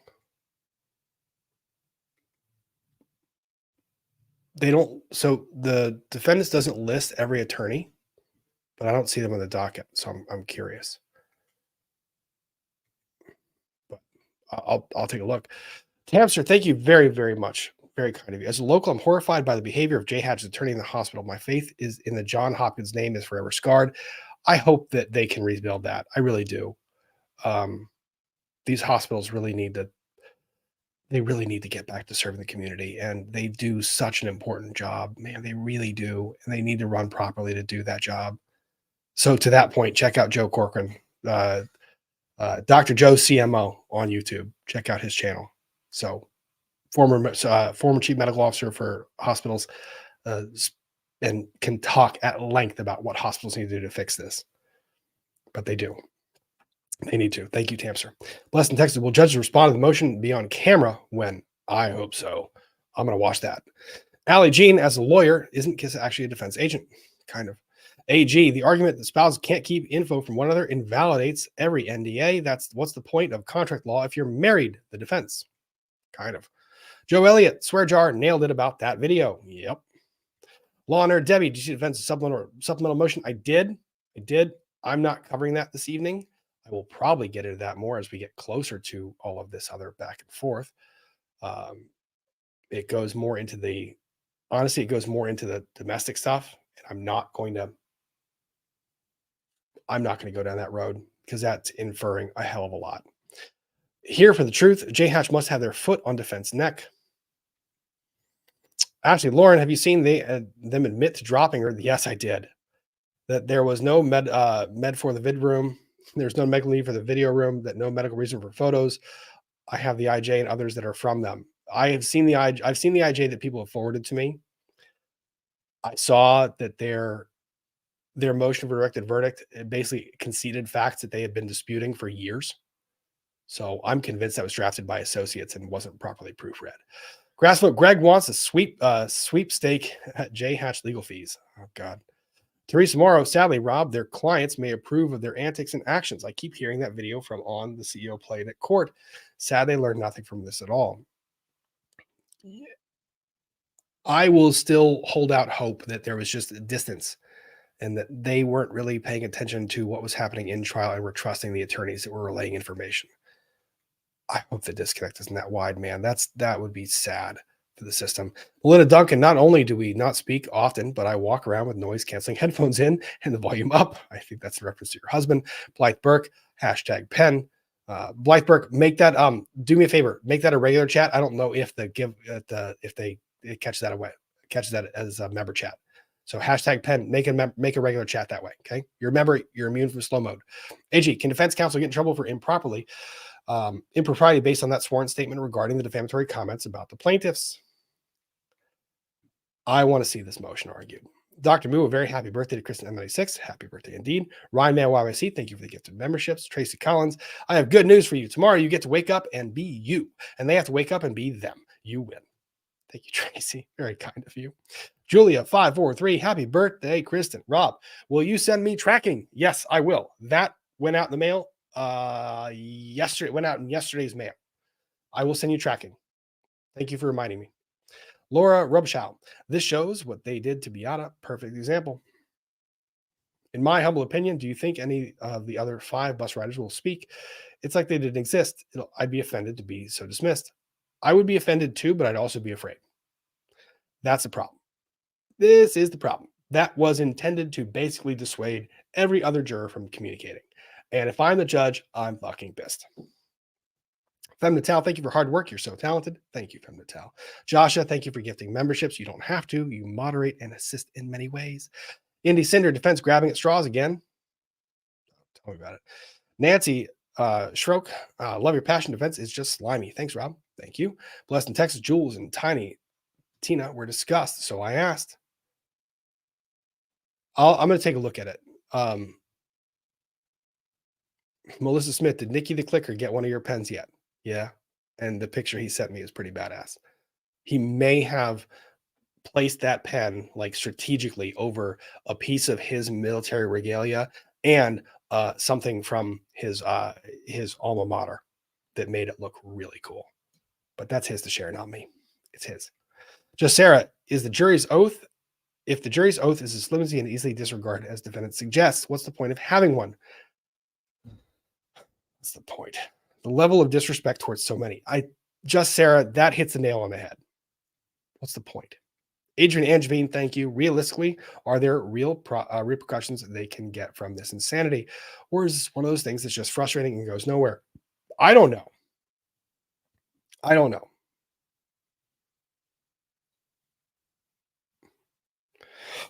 I would be arguing heavily for sanctions at this point. The response that was filed by the plaintiffs was fire. I mean, it was, and it very much made a lot of the points that would be the groundwork to sanctions. I'd be arguing for it. Blondie 2775, thanks for all your coverage of this, Rob. I love hearing your thoughts on all this. I can't believe the defense is actually this slimy. It felt bad. Don Burke, Sunrise in Vegas really takes care of the kids. I have a day in pick you. Oh my gosh. Best of luck to you, Dawn. Nancy Robbins, they still don't get it. Doesn't seem like they do. Teddy Bear Shapiro was having drinks with Andrea Dunlop and the crew last night. He genuinely believes they saved Maya's life. It's not that. That part offends me less. That part offends me a lot less. What offends me is attacking the juror with bullshit. You can have a different position. So I get it. We'll see. All right, so that's through the super chats. We're going to go ahead and wrap this up and give people one more minute to go ahead and put hashtag pen in the chat if they want to enter the giveaway for this guy. This pen. Pen.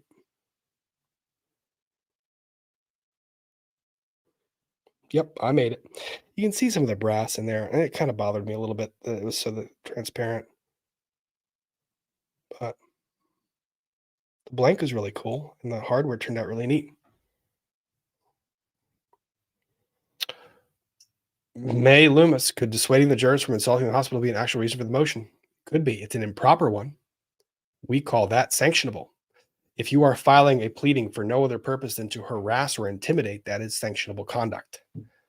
That's kind of where I would be going with this. Okay. Oh, Don Burke. Sorry, autocorrect. I have a daughter that works in PICU. God bless. You know, and I hope your daughter is doing well, and I hope that, and I hope she never has to face a lot of this. Here for the truth, must go to bed. Thanks, Rob. They still don't get it. Greg Anderson, 2023. Yep. Okay, we're going to wrap this up.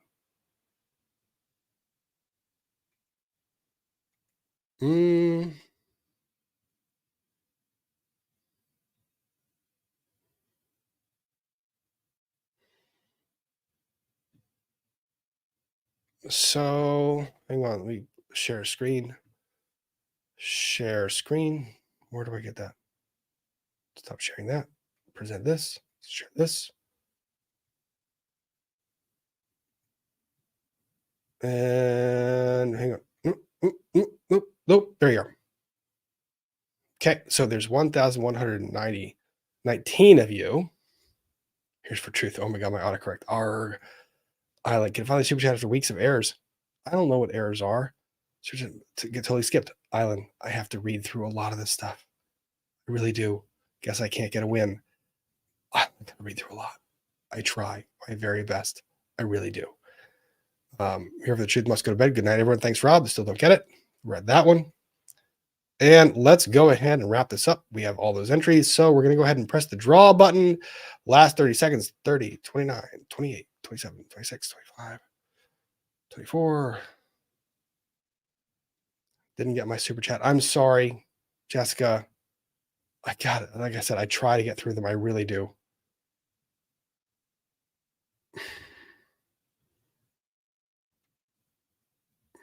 Kenny, I did see this. Rob, sorry, not super chat. You don't have to apologize. I do try to get to this. When the check gets to be over 4,000, it becomes impossible. And I try to keep monitor. Lever channel will not produce an IJ be a factor, be an issue in appeal process. Not really. I don't think they preserve that issue. So going on, and got to wrap it up at some point in time. So we're going to go ahead and draw. Drawing, and best of luck.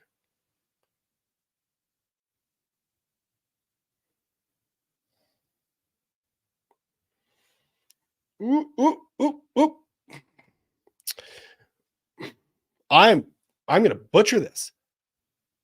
Burewen. Burewen. Burewen. Buiruen. Burewen.